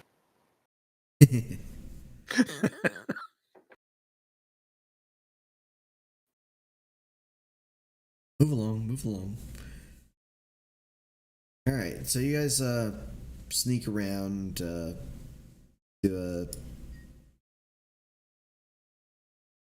where you're almost within viewing distance of the boat after peering around this wall that probably should be a bit longer into the bay. Oh, I can just step over here and still see it. You still can't light anything fine on fire from there, so no skin off my back. Wait, what do you mean?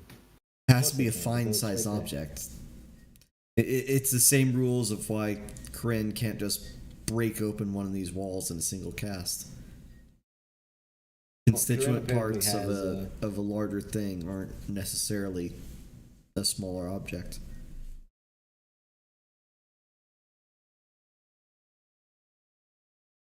Korinne has firebolts apparently as well. Don't know where the idea comes from. According to Erazem.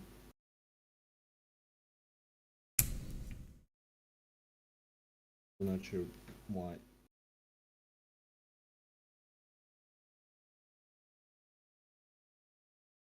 Well, that's everyone with cantrip, but that doesn't necessarily light things on fire.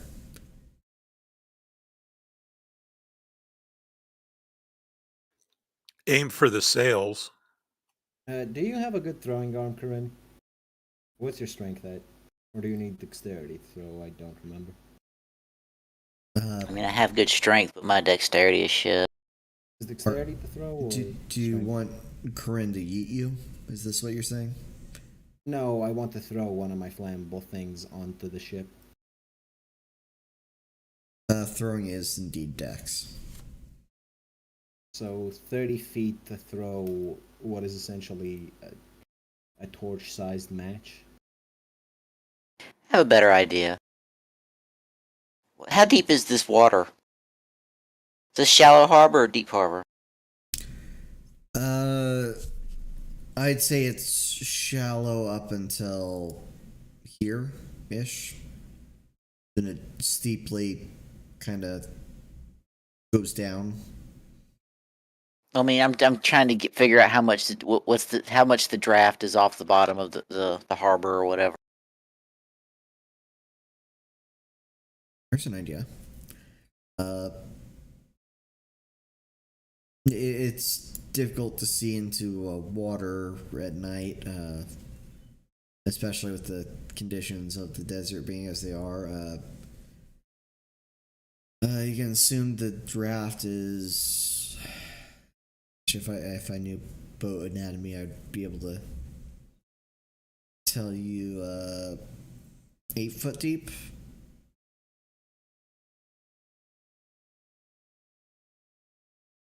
No, that's Okay. too low. 6 foot. 6 foot.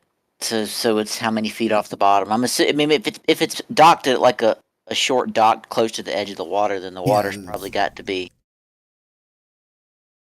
Yeah, so you can assume it's like 10 foot. Like at this point here, it's like just that it's like 4 foot above of the sand beneath it.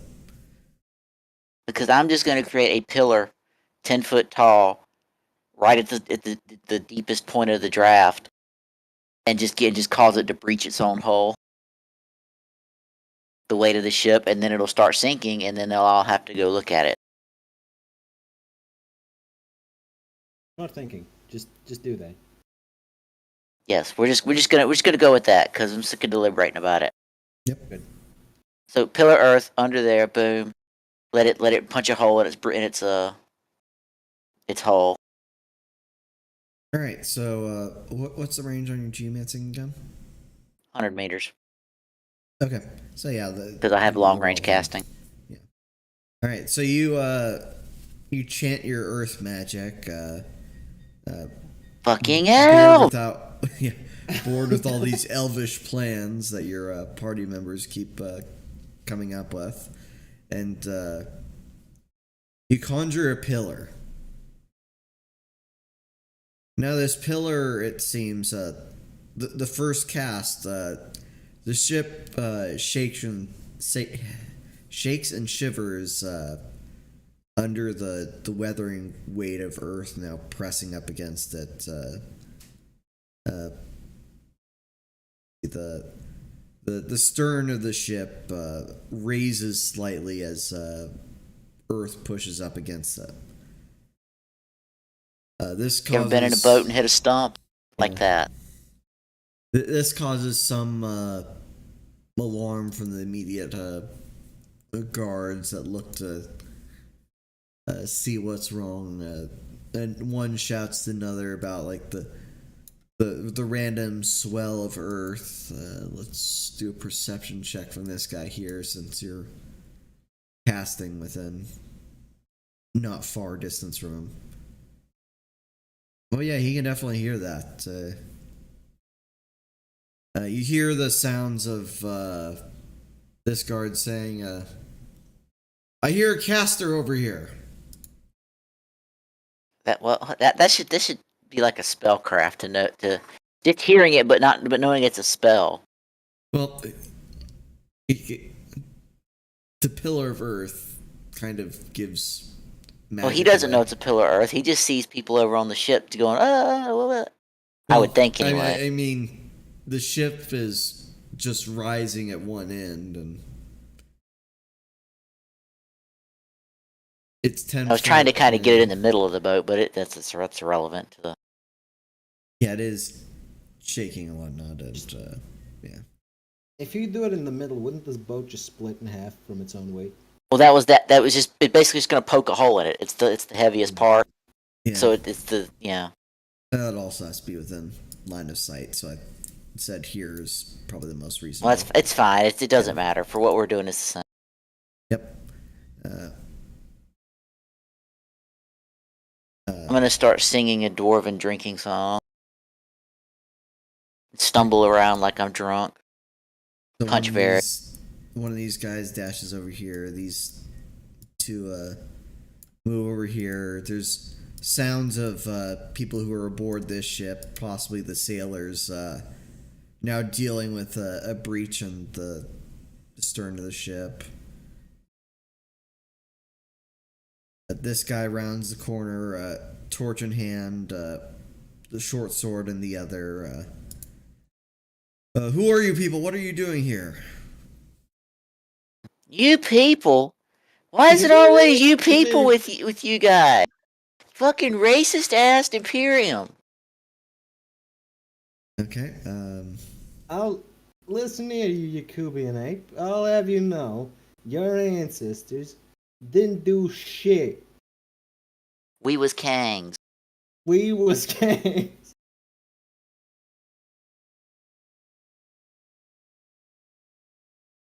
I will then proceed to take another swig from the flask and hand it to Varian while we hurl fake drunken epithets. Exactly. I do the same. Okay. Now would be a good time to infiltrate. Nobody's necessarily within eyesight of the front of the warehouse, so you What's can't really get this information. what's going on with this guard up here from Scoggins' point of view? He's stopped over here and he's just been looking around at the wall and He's got and a keeping Elder his Scrolls eyesight guard there. sense. But hearing the commotion, he does round the corner and moves this way. All right, she'll drop a rope down onto the inner side of the wall and slip down, and then go over to the Window. yeah, That wall. the window down on this end of the building and climb up to that. So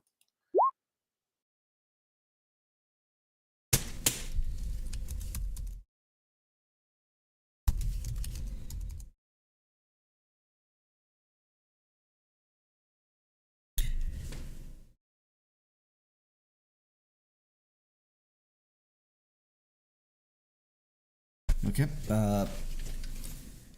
You make a good attempt at climbing, getting a good deal of the way before you get stuck from the strain on your arms.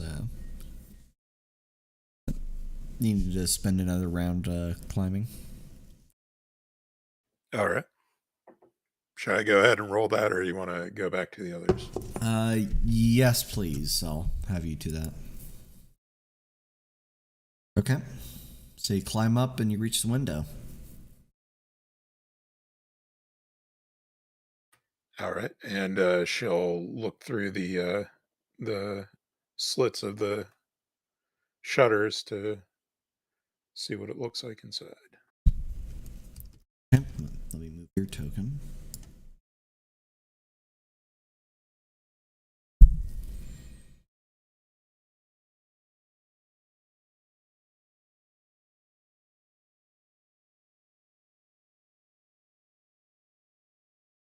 Drunken racial abuse.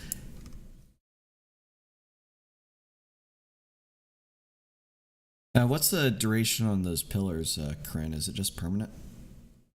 As far as I know. Geomancy, like Earth, doesn't have durations for the most part. The Earth doesn't have a duration. Well, it does, and it gets swallowed by the sun eventually. Does that mean the fire sphere or the light sphere wins?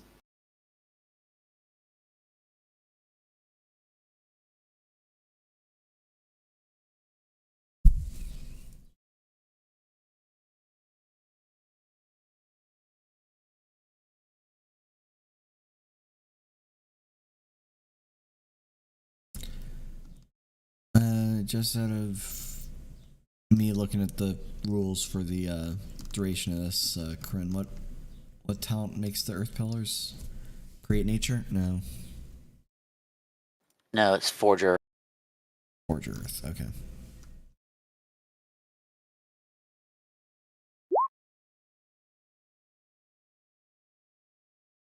Yeah, it's instantaneous. So you fucked up a port. But now they can pay me to unfuck it. After we yell racial abuse at them, of course. Okay. All right. Let's stick with Scoggin for now. Let's see. Have you roll perception to see what Scoggin sees.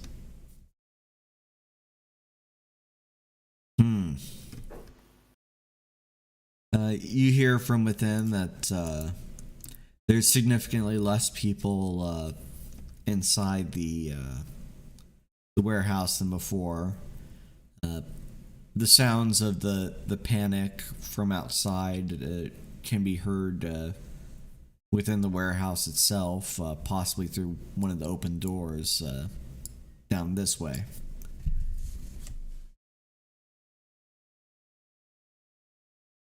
All right.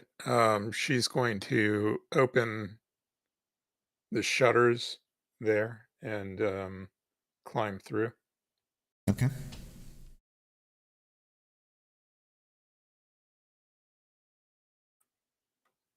Do I need to roll something for that, or just go ahead through? Roll stealth for me.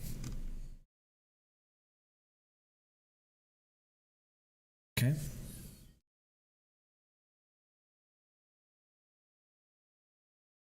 You're lucky. Okay. So it seems over the commotion that from the parapet, I wouldn't call this a catwalk either. From the upper landing here, you can see that not just one but both of the lightly armored sentries are gazing out towards the door, seemingly wondering for information to be relayed to them. Caster seems to be having a rest, rather bloodied and beaten after his midday interrogation. The person watching over him is bandaging up his fists after what he's done to this ex-soldier, and is just kind of sitting about. His weapons don't seem to be on his person or in the immediate range of him.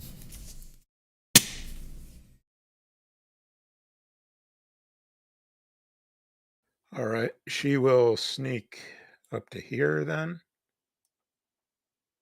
trying to remain out of sight. Okay.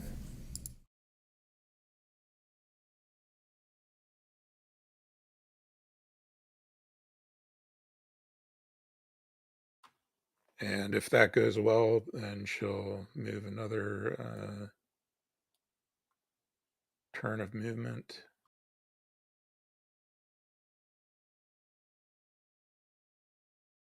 Okay.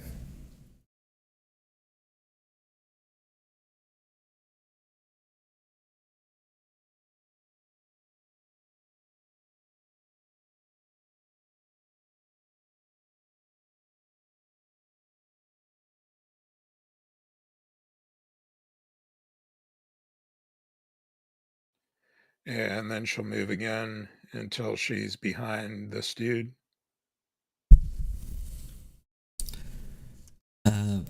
Roll another stealth check. Okay, yeah, you can definitely move all the way up to there. Your And character's then she flawless. will attempt to knock him out with her sap. All right, don't roll attack. You can coup de grace him since you're up this close, and you can take the sweet time to hit for vital. So just roll for the damage on the sap, and I'll double it as appropriate for a crit.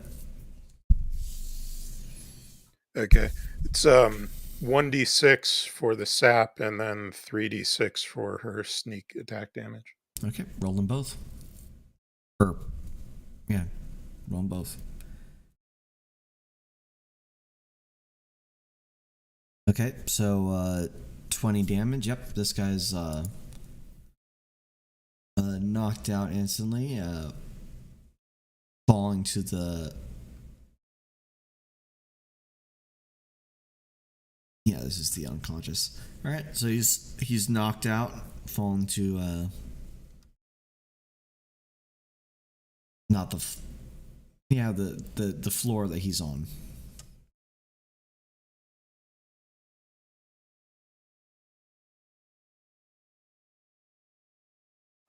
Which way is the guy next to Castor facing? He was facing this way, but now he's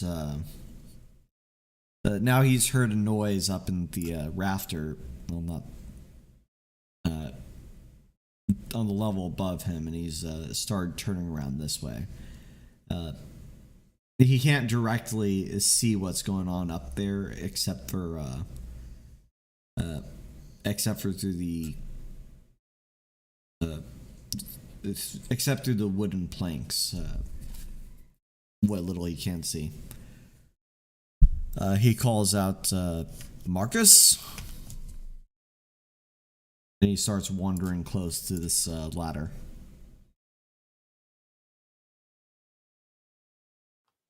Skagen will do her best to imitate. No. She's going to pick up just something small off of the guard's person and throw it in this direction. Okay. You probably let's say you draw like a knife from his person and you just toss it, because it's probably the best tossing thing there is to get that appropriate distance. The man here then turns to look at that noise and he says, Detiri, go check out that noise. And this man starts wandering in that direction, torch in hand.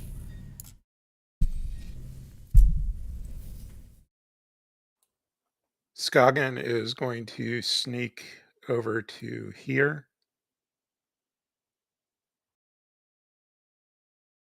Come on, leap of faith us. And can she see which way he's facing now? Is he still looking up? Yeah, he's he's still looking yonder, looking all right at towards the ladder.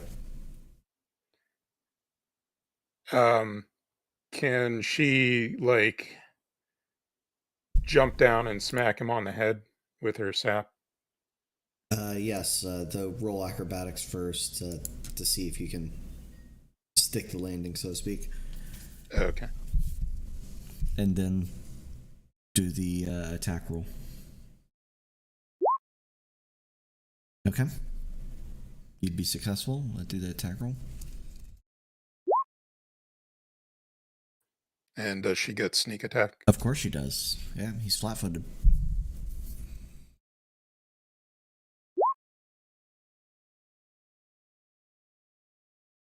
All right, so 20 non-lethal damage. Yeah, I'm gonna say that's enough to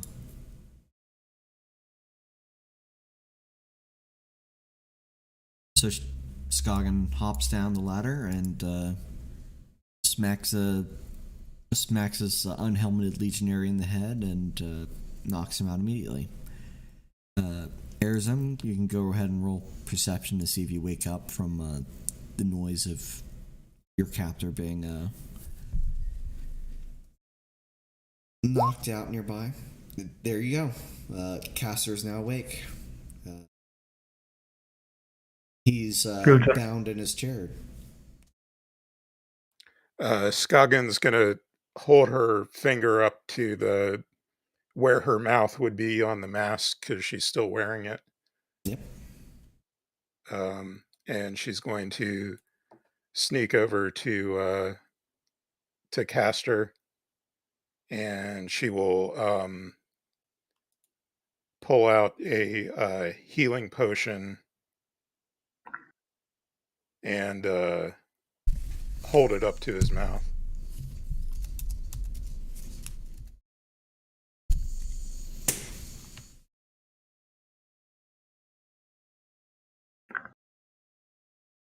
I guess I'll drink. Chug. So that would restore 1d8 plus 1 hit points.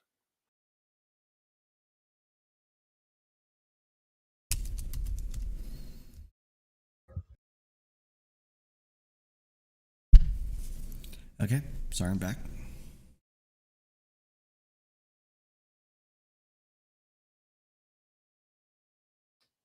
All right, so Skagen fed a health potion to To caster. Okay, so this is a caster level 1 cure, or is this a strong? Yeah, it's 1d8 plus 1. Yep. Cure Okay. light wounds. So, Erazem, let's have you roll that. 1d8 plus 1.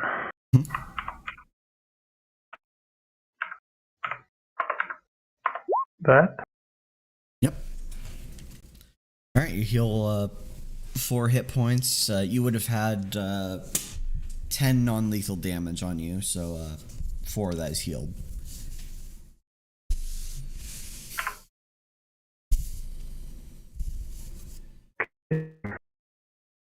Whole day of torture, only 10 non-lethal damage. Well, he stopped torturing him for a few hours to rest, so he's just now waking up from unconsciousness. So she's going to kind of motion with her hand for him to wait, and she's going to point over at that remaining guard. Okay. And at this point, this remaining guard has been climbing up that ladder. Okay. She will sneak over to here. Okay.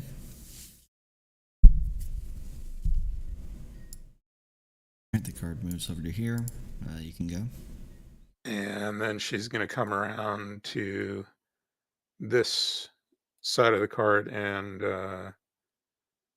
if she can she like step through the... She can. Yep. Okay. Alright, this guard bends over to pick up the knife that Skagen threw earlier, looking at it in his hand questioningly.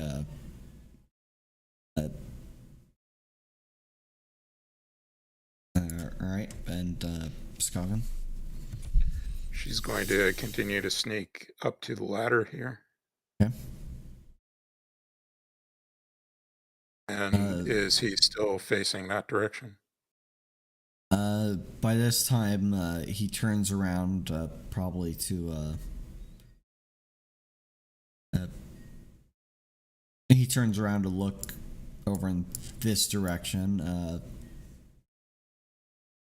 He says, Jacob, seems this is Jacob? He starts... Just taking a nap. Yeah.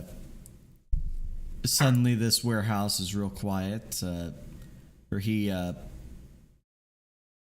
draws out his bow on his person and knocks an arrow.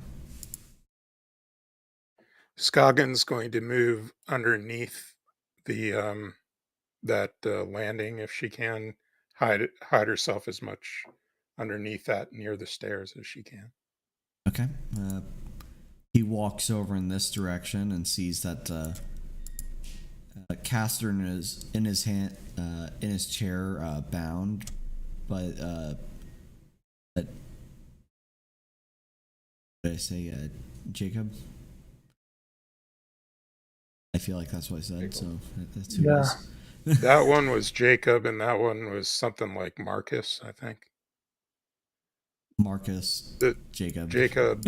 Marcus. That is going to be that important.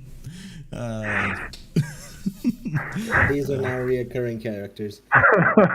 Yes, like the duck that's been cured. A curse of Jacob and Marcus. That's what you should have done. You should have just gone up to the guards and be like, "Hey, you want to see a magic trick?" just pull the duck out.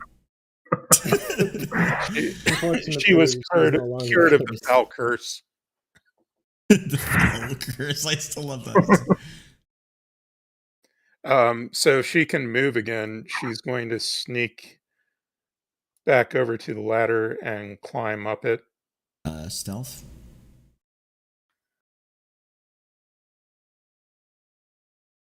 All right. Yep. Actually, I probably should do an opposed roll. Yep, you're able to do that.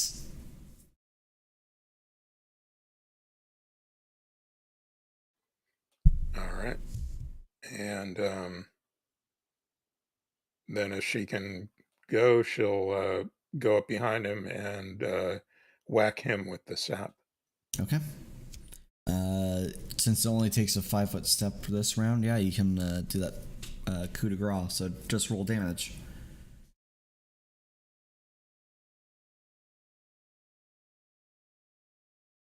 Yep, you hit him for 22 non-lethal. I think you go about like a few over, but that doesn't really matter that much in the grand scheme of things. Okay. All the guards in the warehouse so far are knocked out. All right. She'll then move quickly back down around to Castor and explain to him,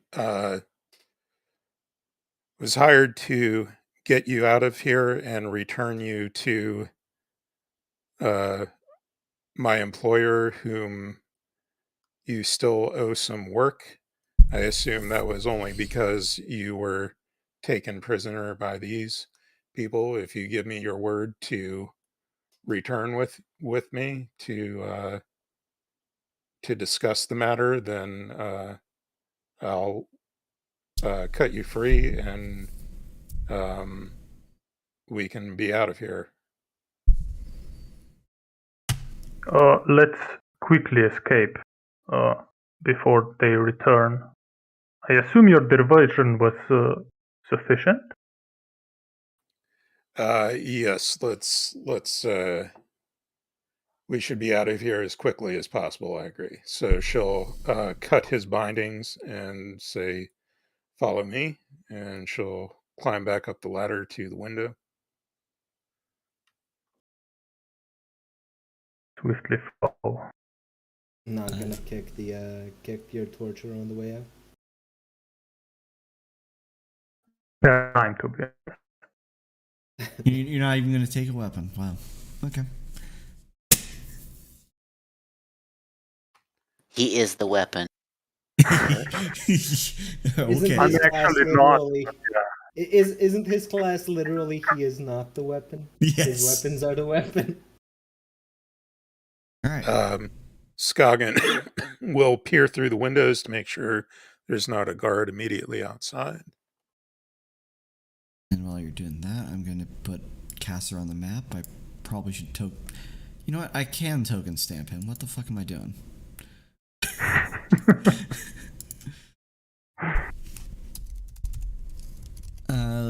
Let's say in the meantime, while that stuff was happening, Korinne and Bright, your characters have been so far harassed by these persons. We the ones being harassed, or we the ones committing the harassment? You've initiated harassment, but they're continuing it. We are victims of their vile racism. Harassment is ongoing. Is the answer? Yes. Yes, it is. In any case, I call him a couple of racial slurs. What's a racial slur for an Astro Imperium member?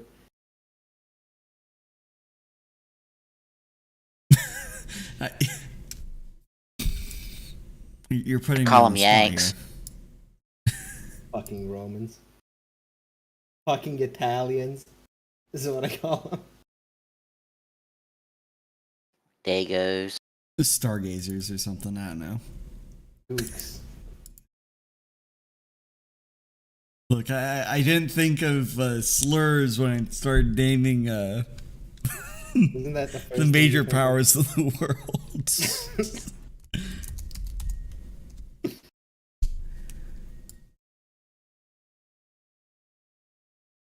Okay, I've holy hell, Castor, your head's big. There we go. Yeah, you have an actual token now.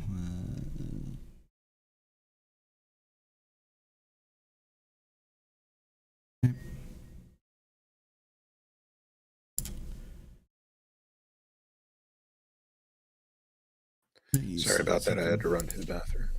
No worries. All right. Yes. Well, while the escape attempt has been going on, there's been a crowd forming, and a bunch of sailors have left the ship and formed around the dock, lamenting at how their asses are screwed and whatnot. These men have came out of the walled garrisoned area and approached, interrogating. What are you two doing out here? What is your business this time of night, subhumans? Fuck subhumans. First off, we're here to fuck your mother. Second off, have you not seen a partier before? Subhuman. I'll have you know I am a dom human. Thank you very much. Exactly. Keep going on the I fucked your mom insult. Yes. That'll work. That'll do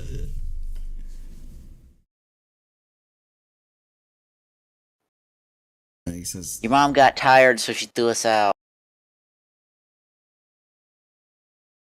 Is that any way to talk to your stepfather?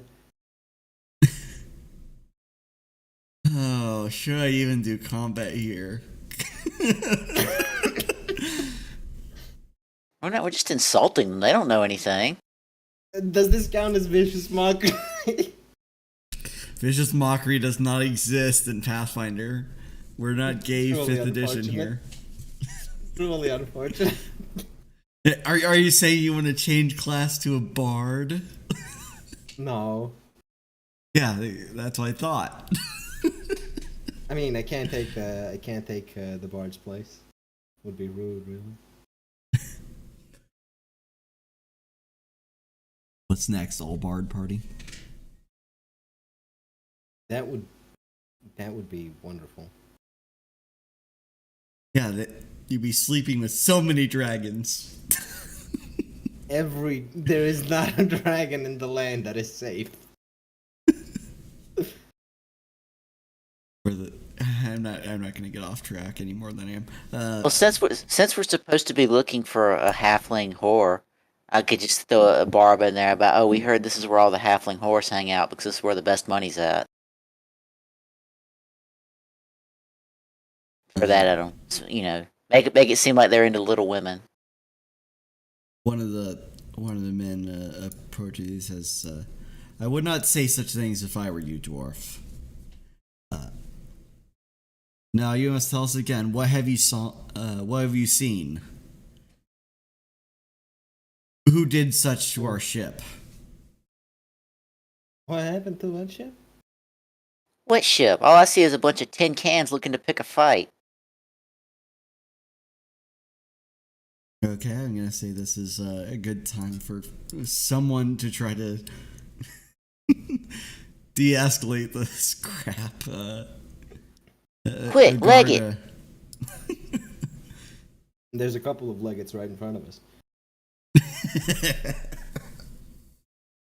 Not high enough rank to be legates, I'm afraid.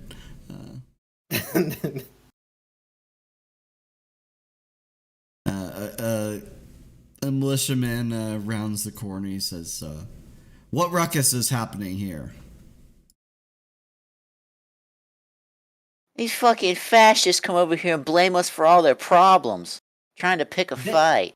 They just started assaulting us just because we're different. Don't they know this is fucking Freeport?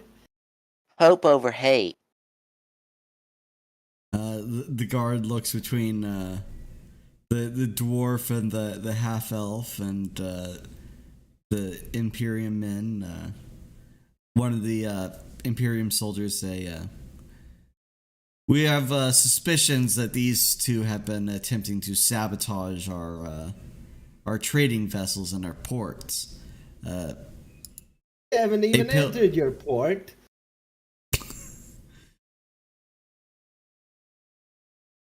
It says a pillar of earth spawned right beneath our ship. Aren't you guys the magic ones? I'm just a runty little dwarf. I wouldn't know anything about such high magic.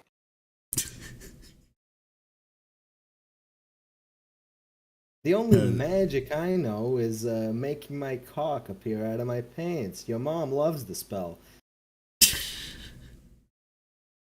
You're really trying to start combat, aren't you? We're not trying to start combat. We're just trying to make them seem like the unreasonable one. By being unreasonable. Hey, Well, I mean, really. I didn't do nothing, man. That ship was destroyed when I got here. This is racial profiling. They're trying to blame us for the natural movements of the earth. Just because I'm a dwarf doesn't mean I practice geomancy. I mean, I practice geomancy, but not because I'm a dwarf. I would not sully my good hands with something as profane as magic. That is no honorable trade for a dwarf. I am a spelunker. The guard seems exasperated, especially now that Varian is attempting to weave in insults between every word.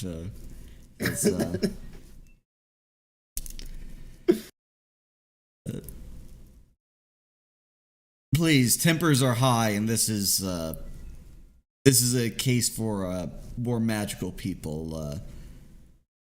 I can send for someone to investigate such matters if you'll give us the time. But please allow us to take these under militia custody. Whereas these Imperium guys are militia custody. We have our own spellcasters at the embassy, and this happened to Imperium property. They should be our prisoners for this. Can we just, sneak away while they're arguing?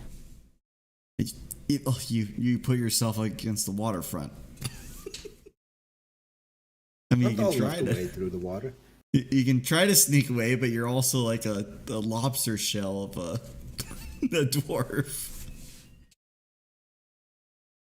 Oh yeah, I mean, I guess I could say, "Hey, look, it's Elvis" or something, but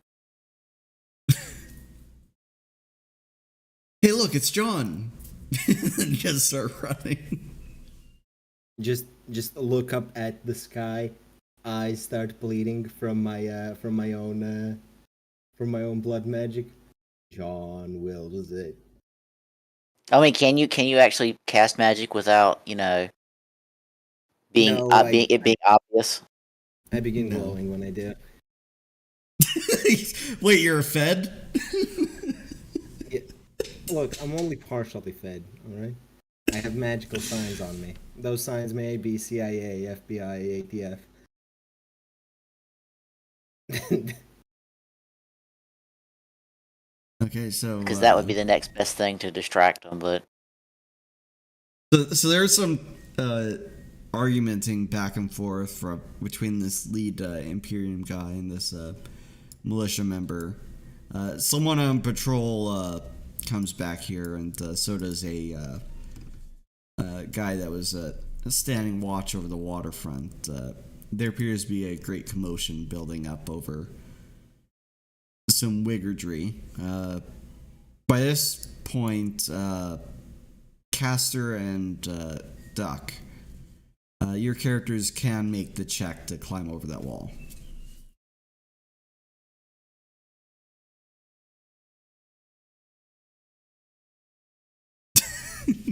Well, there's a rope, so you don't need much to succeed it. Alright, so you're on the other side. And now your characters are free and to... Skagen pulls the rope up after her.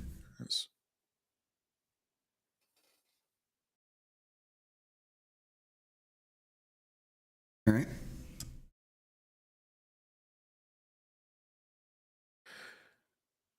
She says to Caster, we should probably get away from here quickly. My friends will catch up with us will they? Look, we'll get at it. This, don't worry. I know they're quite expert wiggers. They might stay in this situation just because the Popo are out and after them. Look, we'll stay in the situation, but White Woman will pay our bail. It's fine. I thought this was Freeport. Don't I got rights? This damn Astra motherfuckers coming in here, fucking acting like they own the place. As far as We I gonna put up remember, with this ain't shit? Man, 400 years ain't shit changed.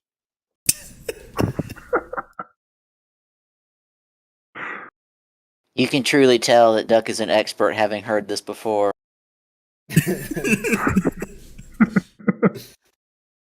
Yeah, whereas Far I've heard that surpasses before, my but in degree. Spanish. Can I start? Ooh, could speak. I could speak very mean things in Undercommon to them. We didn't land on Freeport Rock. Astra Imperium landed on us.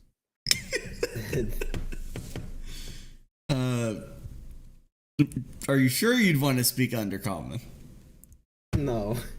Exactly.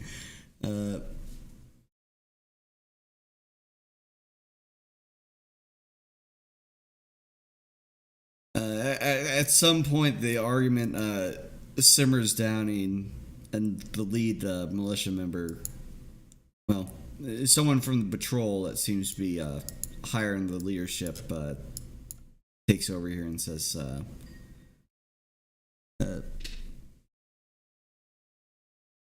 I am Sergeant Gustav. I'll be taking both of these wanderers into my custody if they do surrender to the authority of Freeport. Well, it's better than being stuck with the absolute fascists of the Imperium.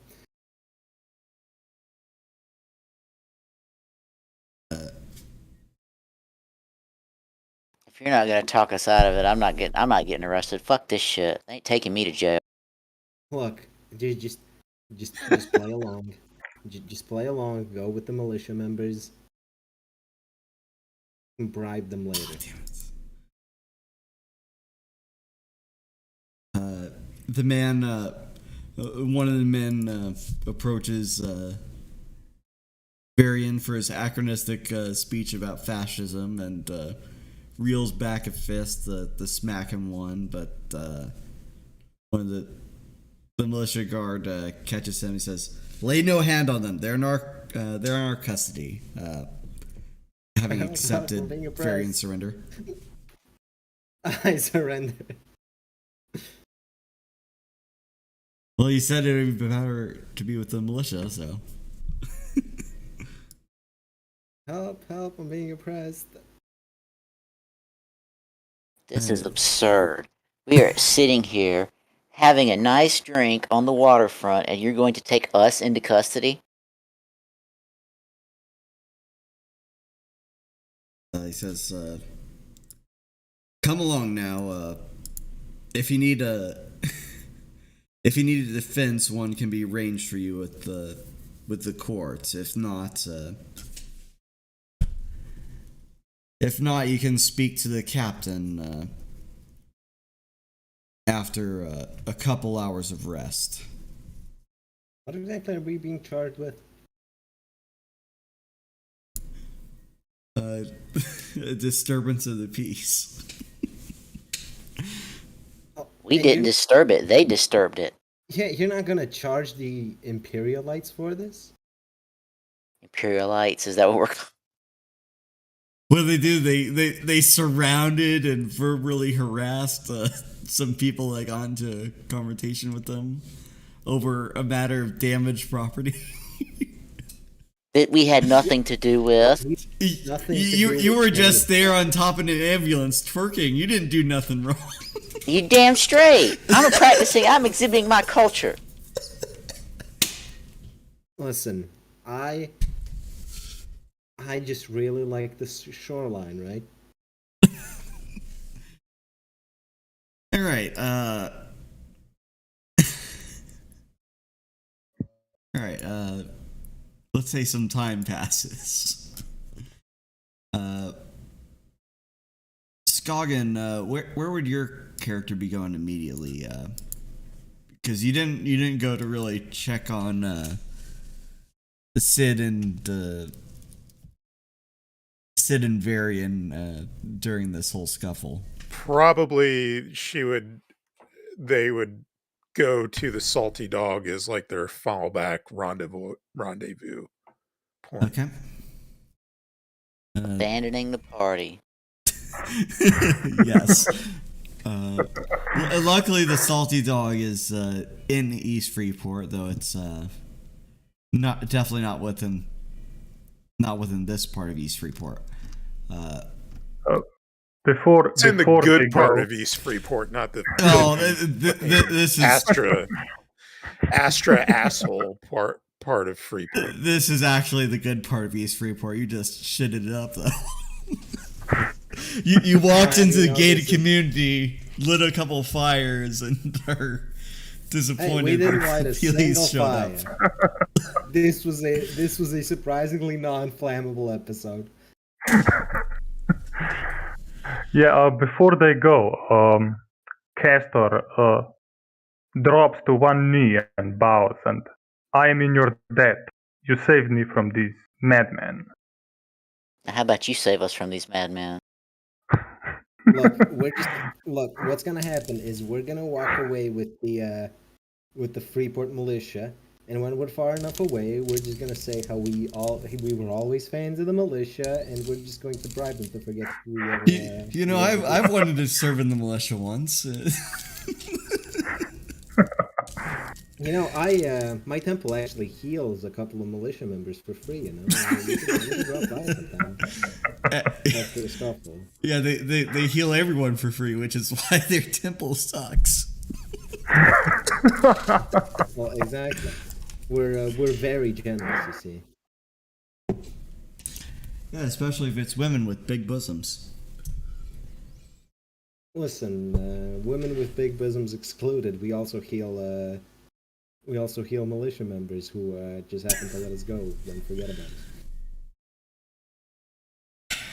All right, so time passes, and let's say at the Salty Dog, Scoggin lets Castor spend the night within her room because she's Because she's a waiting whore, for. yes.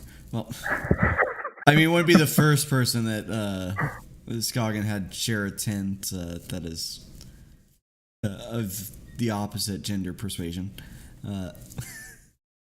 Listen, Skoggin's not a biologist, so I mean, there's very few people who can resist Francis, though. Especially not when he pays such top dollar for it.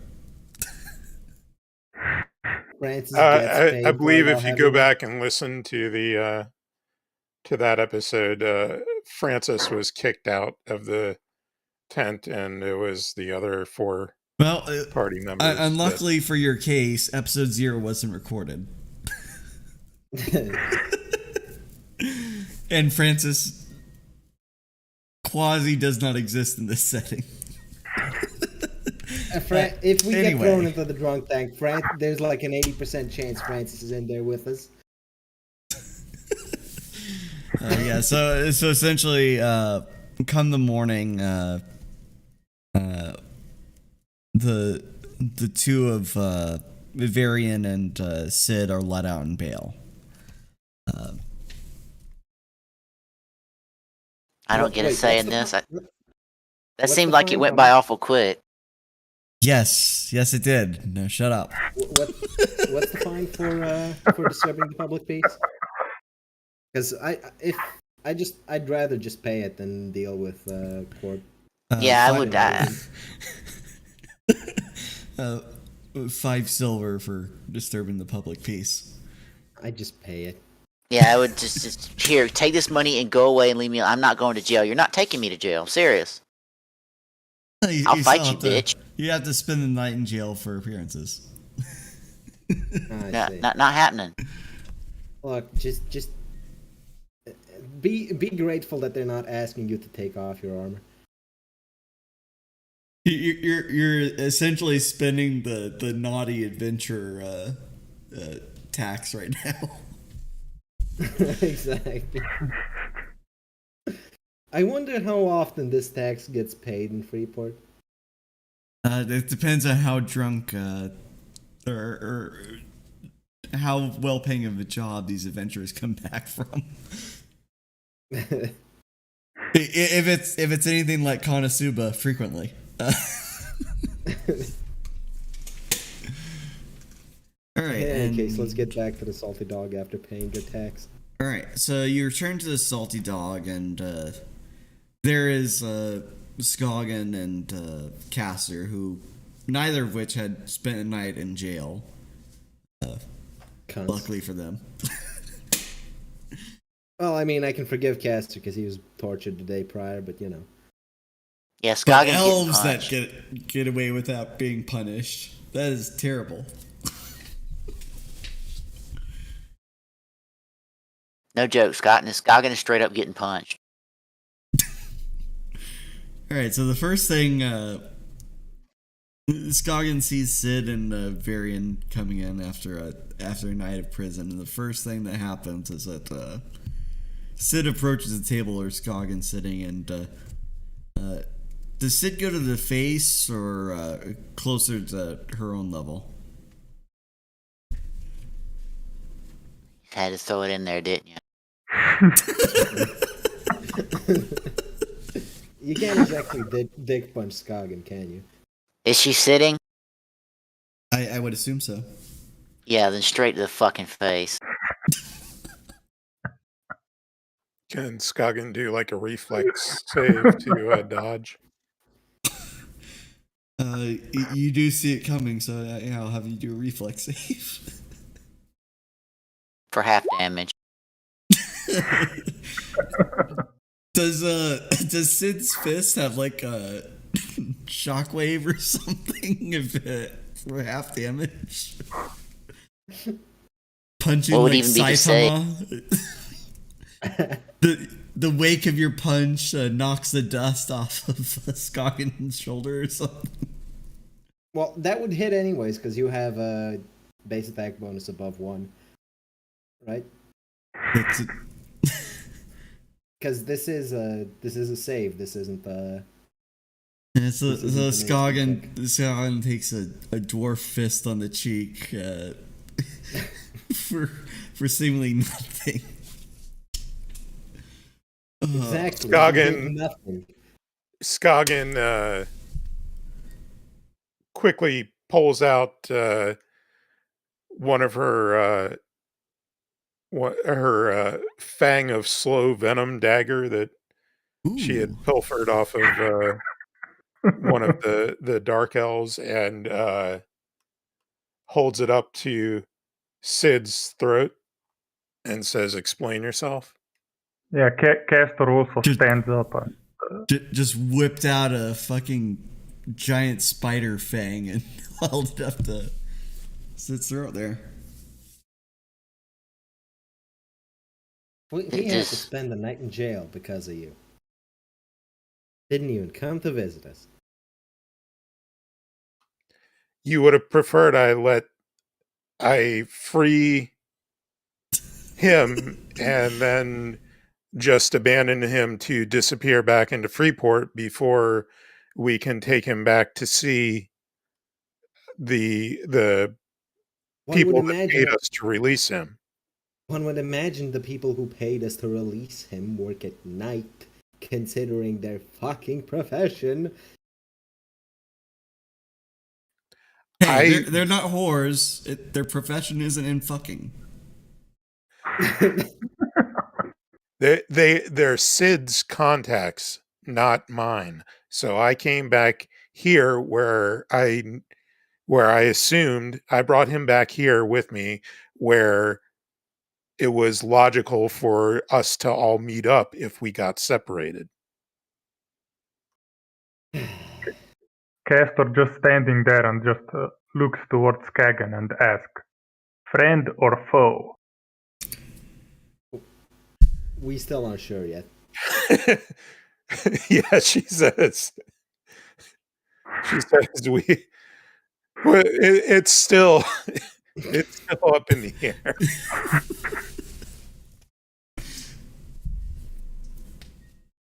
The bonds of mutual hatred and vitriol. In any case, let's deliver Caster so we can focus on the bard. Yes. Yeah, if only Sid wasn't acting like a digger, you probably wouldn't have had to spend a night in prison. See, there's a slur.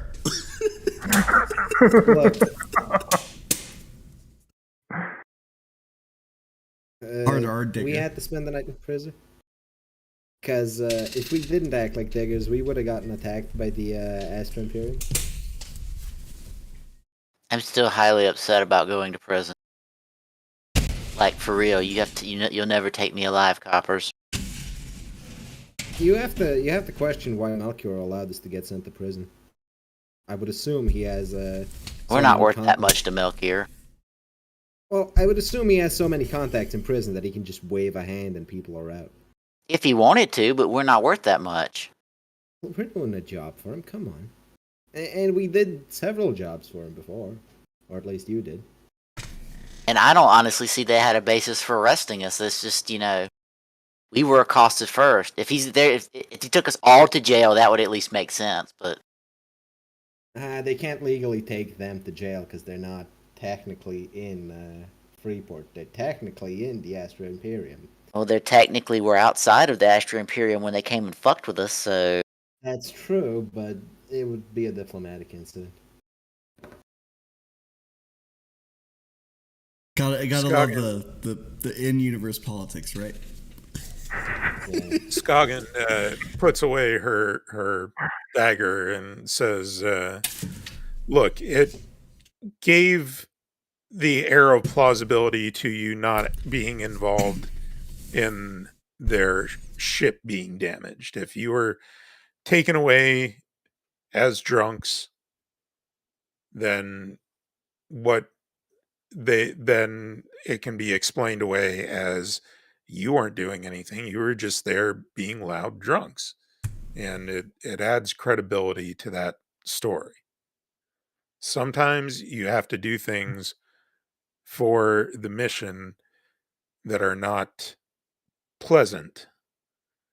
But spending a night in the local jail is not the worst place, I'm sure, that you've had to spend a night. Yeah, surely you've been once or twice. You're really adding this onto the fire? Really. I mean, yeah, I had to spend the night with your mom. Castor puts his hand on the dwarf's shoulder and says, "Oh, so you were the diversion. Fine work."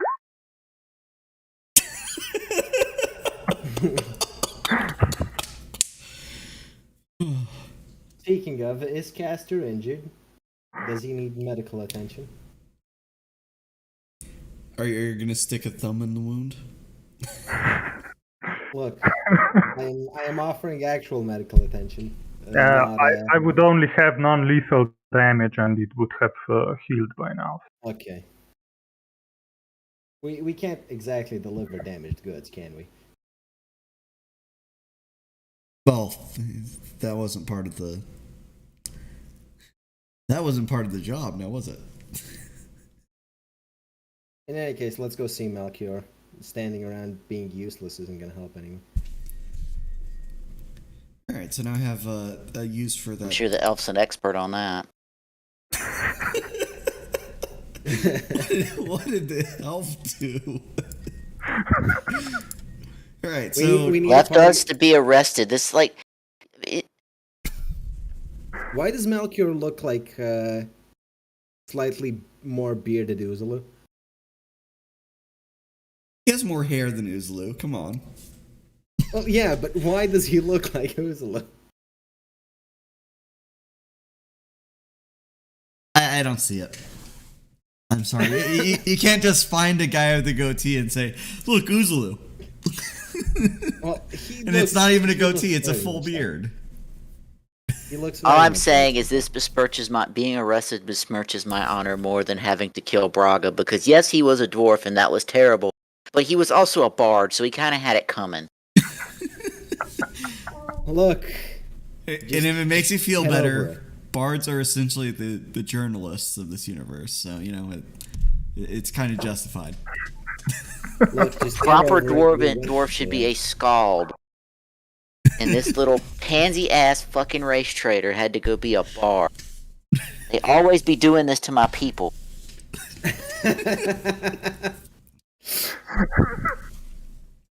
This went from an extremely racist RP to an extremely black racist. RP very quickly. Anti-racist?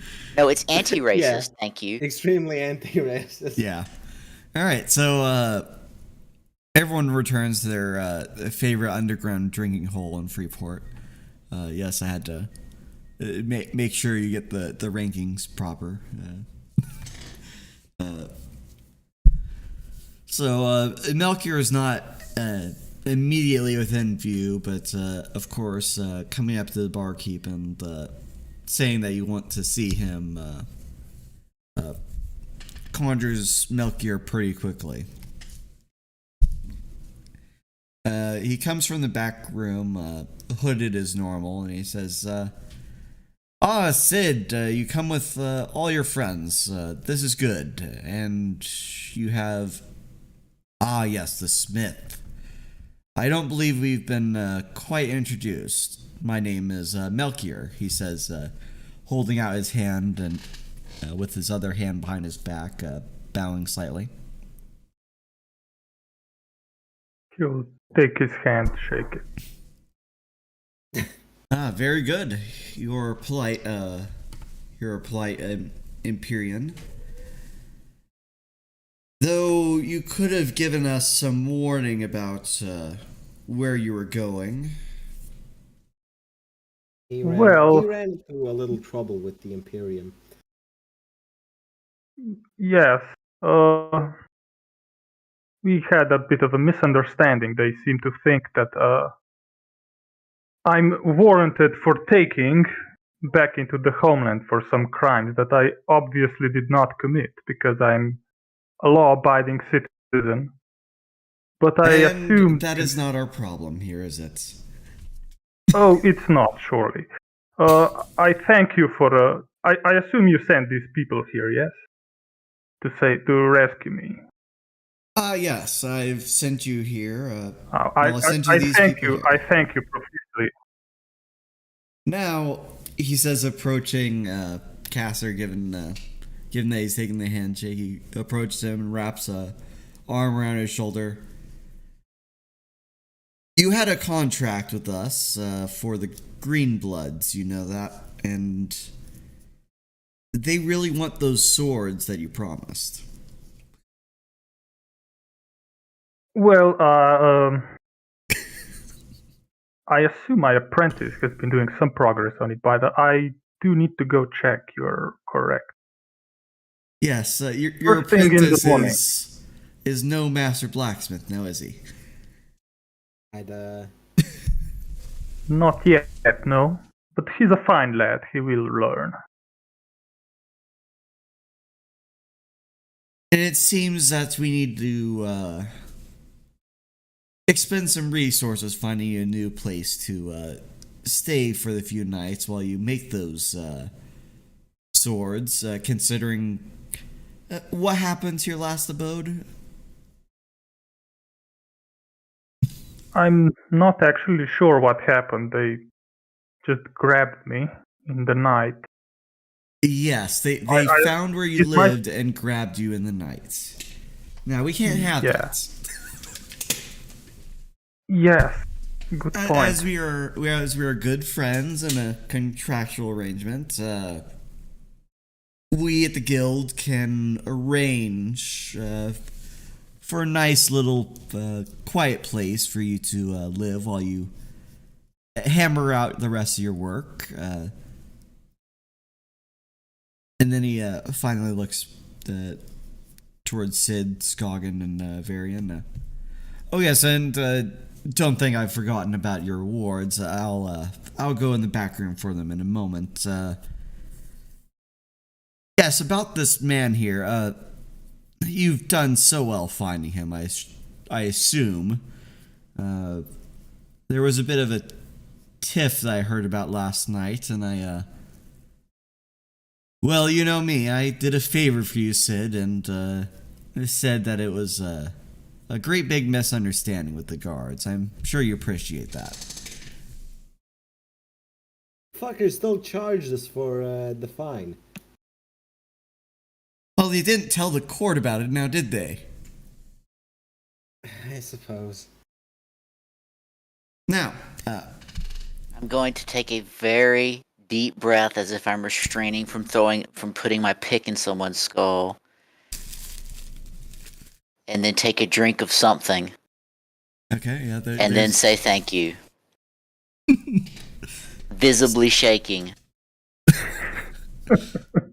Great. You're a professional, Sid. There is no bad mark on your record in my account.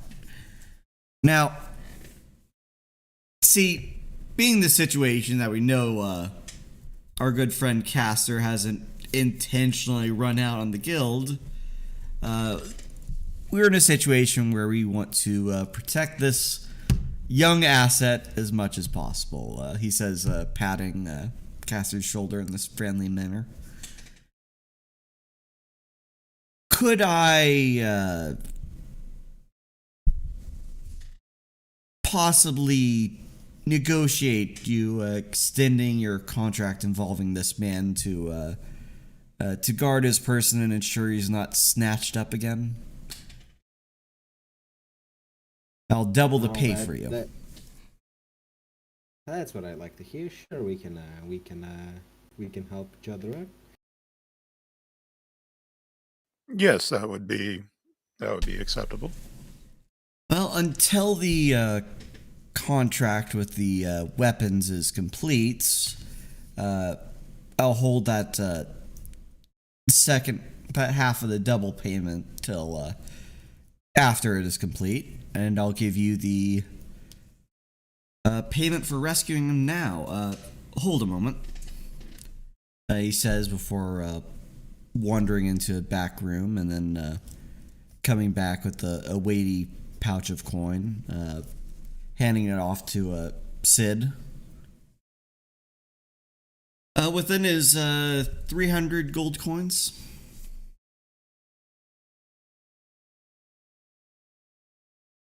I hope this is satisfactory for first time payment on this job completion. Now, about the other persons, have you figured anything out yet? I've bribed the bronze helms that are guarding the. There's a caravan leading for DRNS in another day, I believe it is. Yes. And I bribed the bronze helms that are part of the guard detail for it to take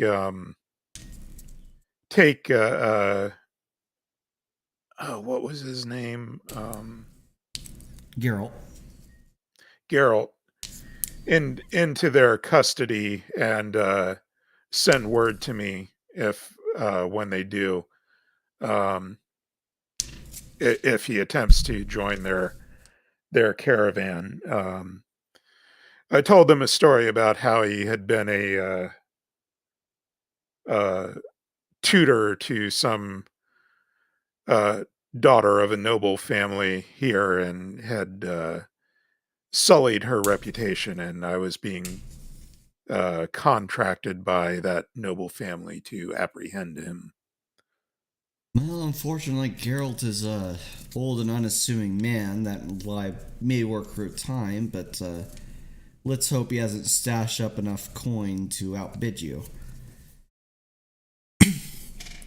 The guard are friends, but they are friends to the highest bidder, if you catch my drift. Yes.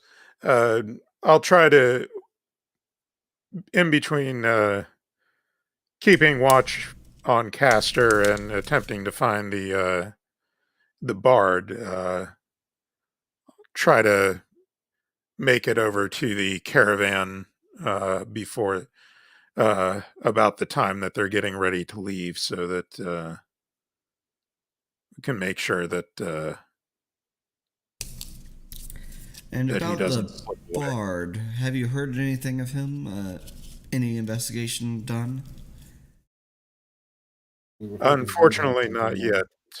We were busy with Castor and Geralt tracking them down. Halflings. It's like trying to find one in an orphanage.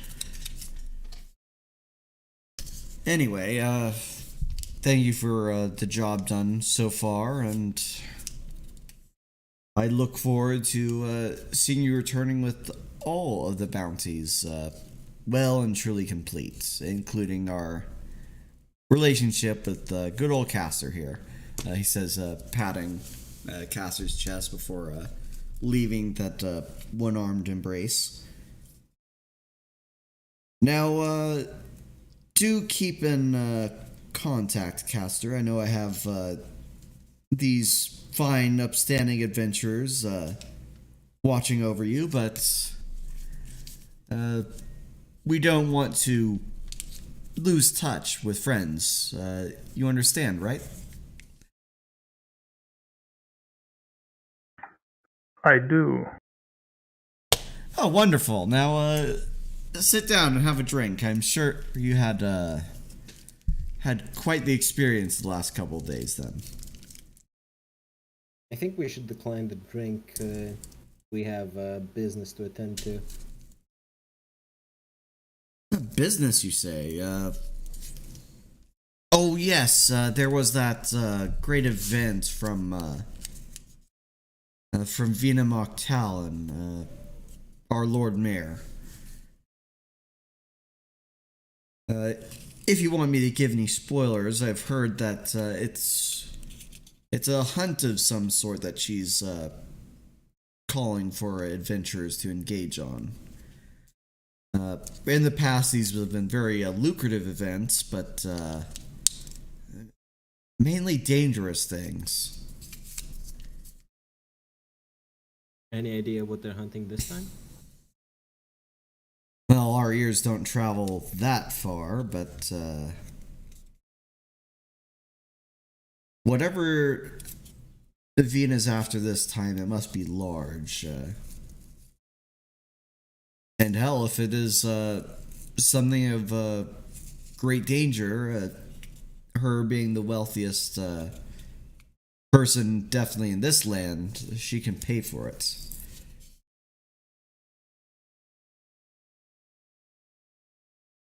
That just leaves the topic of the bard.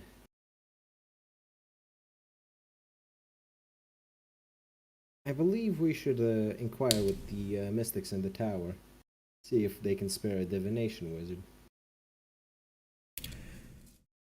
Go right ahead if you wish to spend your coin on that. Let's see. Checking time. How good is everyone on time right now? I'm good. I'm good. I don't have anything to do. Good.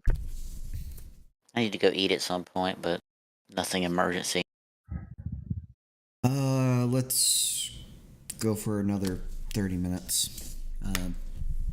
Because I do have something to go to today. Alright. So you can either mill about in the tavern below, or you can go back to the streets of Freeport and possibly get all of Castor's stuff back. Yeah, I was just inquiring if they have any young lads that could help me move my stuff. Stop trying to fondle young lads.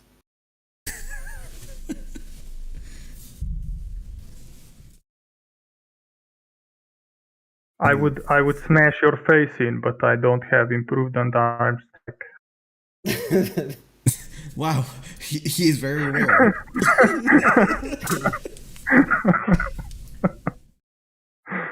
how when was the speech of the what was she, a mayor or something? Lord Mayor Vina Moktalan. It's in the document. When was her meetup supposed to happen? Do we have time to get caster stuff? Well, assuming it's morning and the tavern below, which is what I'm nominally calling it for now, is not that far from the Salty Dog.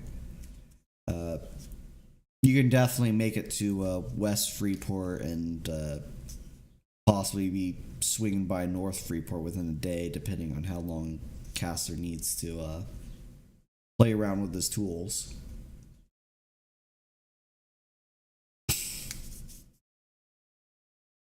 So you can definitely get his equipment. But if we do go get his equipment, are we... Wait, is the speech today or tomorrow? Today. So if we get his equipment, do we still have time to get the speech? I can carry all my stuff myself, so... Yeah, he just wants some young boys to do it for him. Yeah. So I can focus on my sword crafting. And he wants a strapping lad at his side at all times.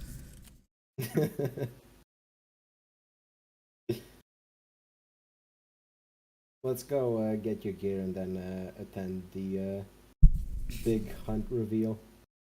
I wonder what the big hunt will say. The big hunt.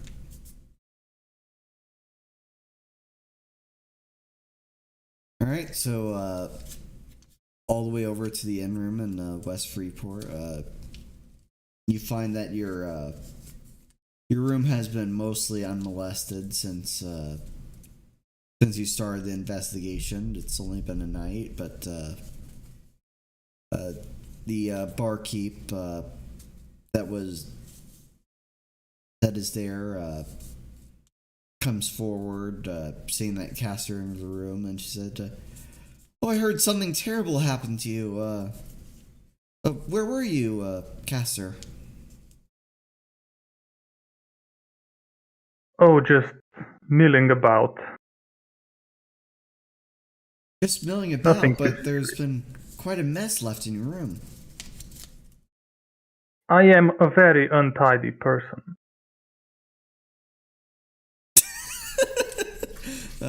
She seems to disbelieve this for a moment, but then says, "Well, if you say it, it must be true."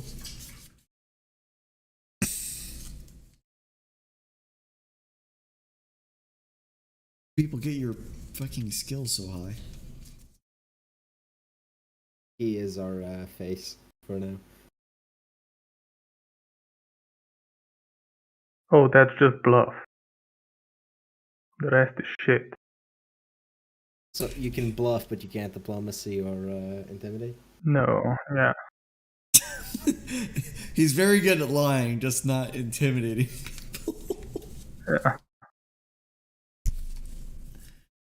As a soldier, yes. Very, very normal skills for a soldier to have. Former soldier, mind. Although with the amount of with his bluff stat so high, one would suspect he might not actually be a soldier. His whole backstory is a lie. Yeah. He's just a random dude. The crime he's wanted for by the Astra Imperium is stolen glory. No, it's a crime that he himself made up, and they're chasing him for made up offense. That's how good the lie is. Anyway, nobody pilfered his stuff, right? Every coin is accounted for. Unfortunately, I chose not to pilfer his stuff. Scoggin didn't touch any of his belongings. Just because it's a player character doesn't mean you didn't have to steal it. The DM will remember this. All right, so all of Caster's stuff is there, including a special package he had kept stored below the chest in a compartment that nobody would care to look for. He has a secret compartment in his chest. Well, those aren't natural boobs. See, I figured it's because he was from the Astro Imperium.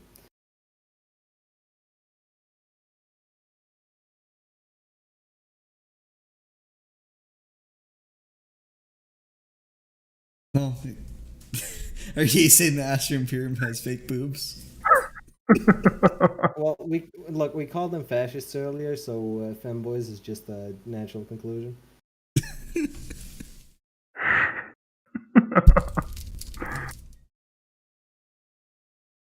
Anyway, you have your armor, your shield, and all of your custom weapons. So they have a fine layer of dust since the since the night of your capture.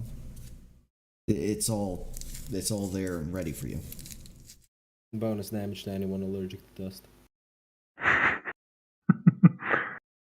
Just dust it off, and he might don the armor right now, actually, because there's no reason not to. Well, aside He from might it being just come after him. not normal to walk around in armor, unless you're a dwarf, apparently. Or an adventurer. I mean, it does reduce it to 20, but Yep. still. So you're gonna visit your apprentice, or do you want to just follow these people around? Because they're wanting to go see what Lord Mayor's talking about. That's the question now, isn't it? Because if I go there, that might be a place they would go search for me after my escape. So probably not a wise idea. But I could send a message through the guild master while I work on the swords down in the sewers. I suppose you can, yeah.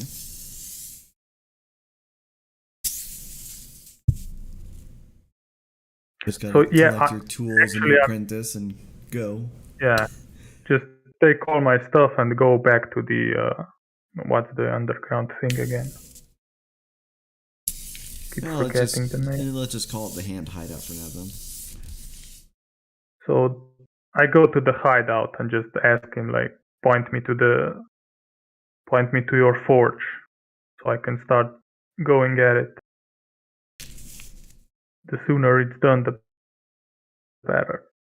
Okay, and considering that this will probably cause whoever escorts him to be late, anyone want to escort Caster back to the guild? Back to the hand?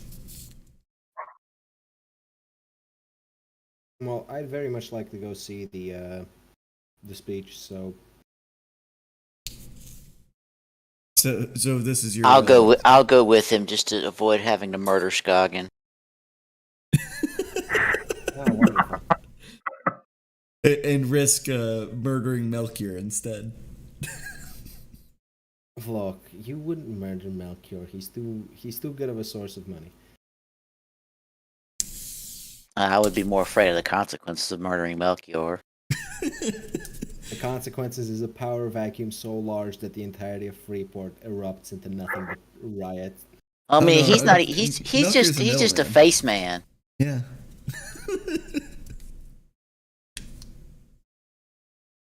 I'm more worried about who he works for. Yeah, he's not low, but he's not he's not the big boss. It's not Snake. But is he the Snake Eater? I don't know enough of Metal Gear Solid for that to continue this reference anymore. Anyway. Alright, so the speech in Freeport, held by the Freeport Authority, is being held in the richest section of town, outside of the palace of the Lord Mayor. A building painted in blue and in a shade that seems light to gold, in a ringed pattern around a great palatial hall. Rumors have been told far and wide, or at least within this region, that is quite the opulent place with many rooms fit for harems of Lord Mayor's past. Temple Envy Final Form, yes.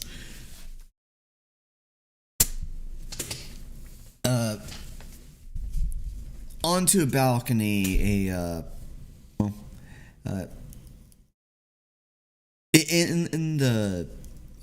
front of the palace are crowds upon crowds of people, not just adventurers, but passers-by who wear the latest of fashions and seem to have interest in hanging upon the word of the faux nobility of this place. Stepping onto the balcony is a woman with crimson hair and pale skin. Her green eyes seem almost glowing as with influence as she stands there, parting her cloak and revealing opulent darkened robe beneath. She waves out to the crowd. Thank you for coming to my wondrous announcement. I am your Lord Mayor, your chosen representative. I don't remember voting for you. Who would vote for a woman? Wait, hold on. On a scale of 10, how good does she look? She is definitely at the top end of the scale. Okay, in that case, I may have voted for her. Simp! Well, actually, Varian wouldn't care, but Francis definitely would. No. You misunderstand, Erazem. Women can't vote. They can just be voted for. Not the common woman, of course. It's all the rich people that voted.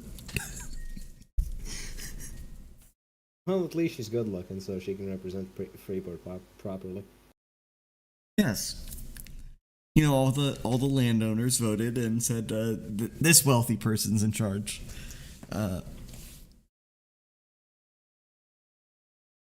Anyway, isn't our temple technically a landowner? I may have actually voted for her.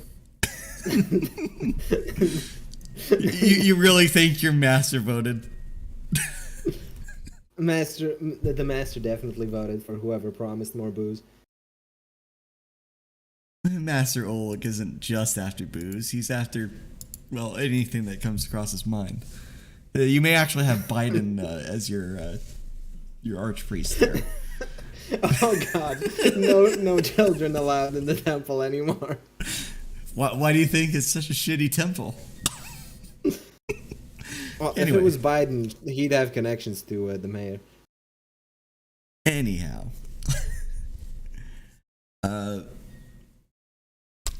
she says today marks the 8th year that I've been your chosen representative, and as this 8th year has passed, I promise even greater wealth for the citizenry and better standing among the nations that border us, even though our resources are few.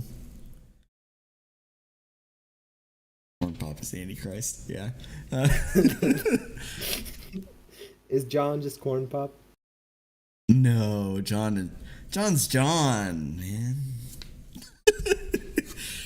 you can't pin me down. John, Jack. Her husband does.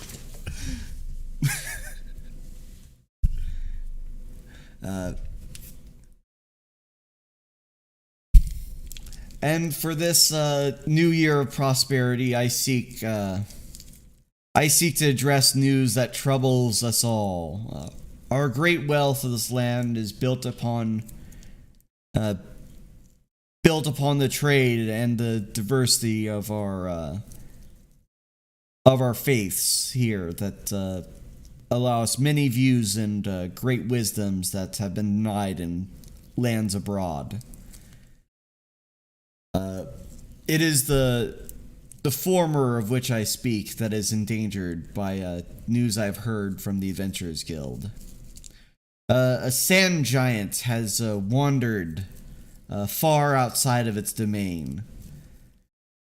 Where sightings of one sand giant appears, the others cannot be far. If they are wandering about at this time of year, there is no telling what they seek in these dunes. But it is almost certain that they seek to find more of our precious caravans, to enslave all within and steal our resources.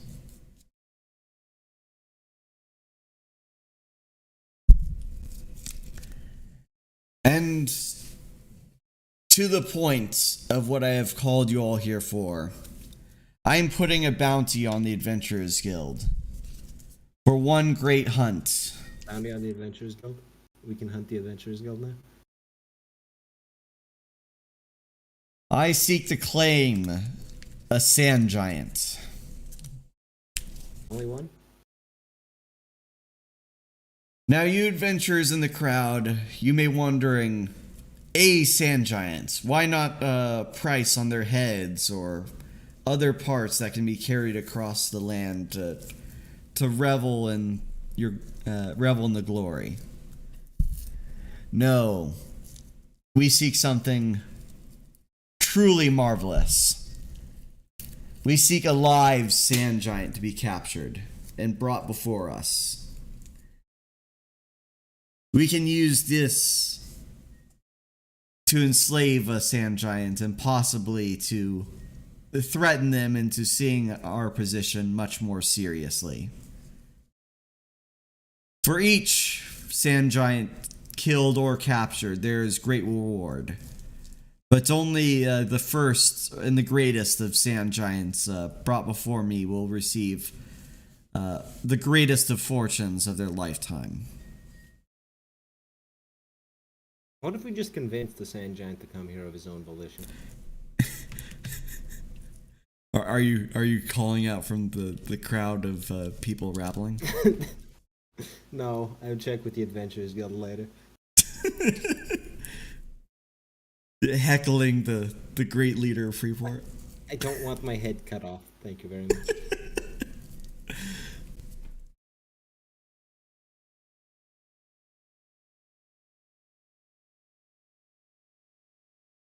She says, within a month, I look forward to seeing the progress of all of our great adventurers and damaging this great foe.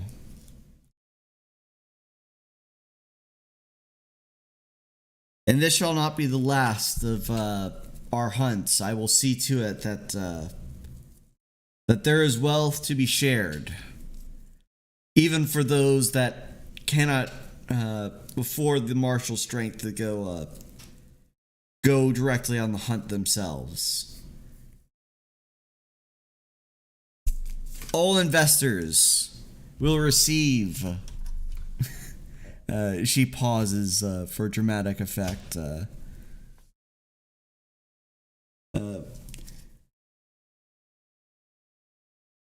Credits upon all taxation within the year. Now go hunt. Support our brave adventurers, and support our great merchants.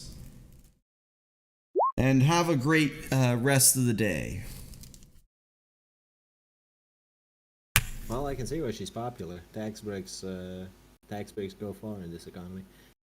Yes. Because from the great words of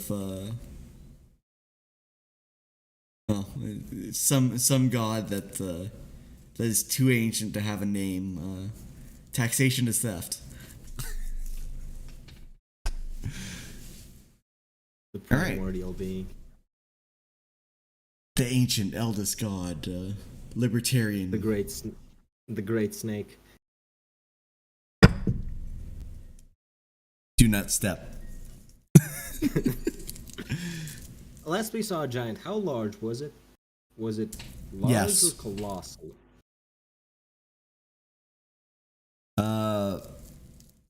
It was at least 4 men tall. 4 men. Yes, I said men, so it's 6 foot per measurement. Anything below is a prince. No, it's a manlet. Get it right. A pocket prince. So it's shorter than Diana. Was Diana 24 foot tall? She was like 29 and a half feet. God, she was a mutant then.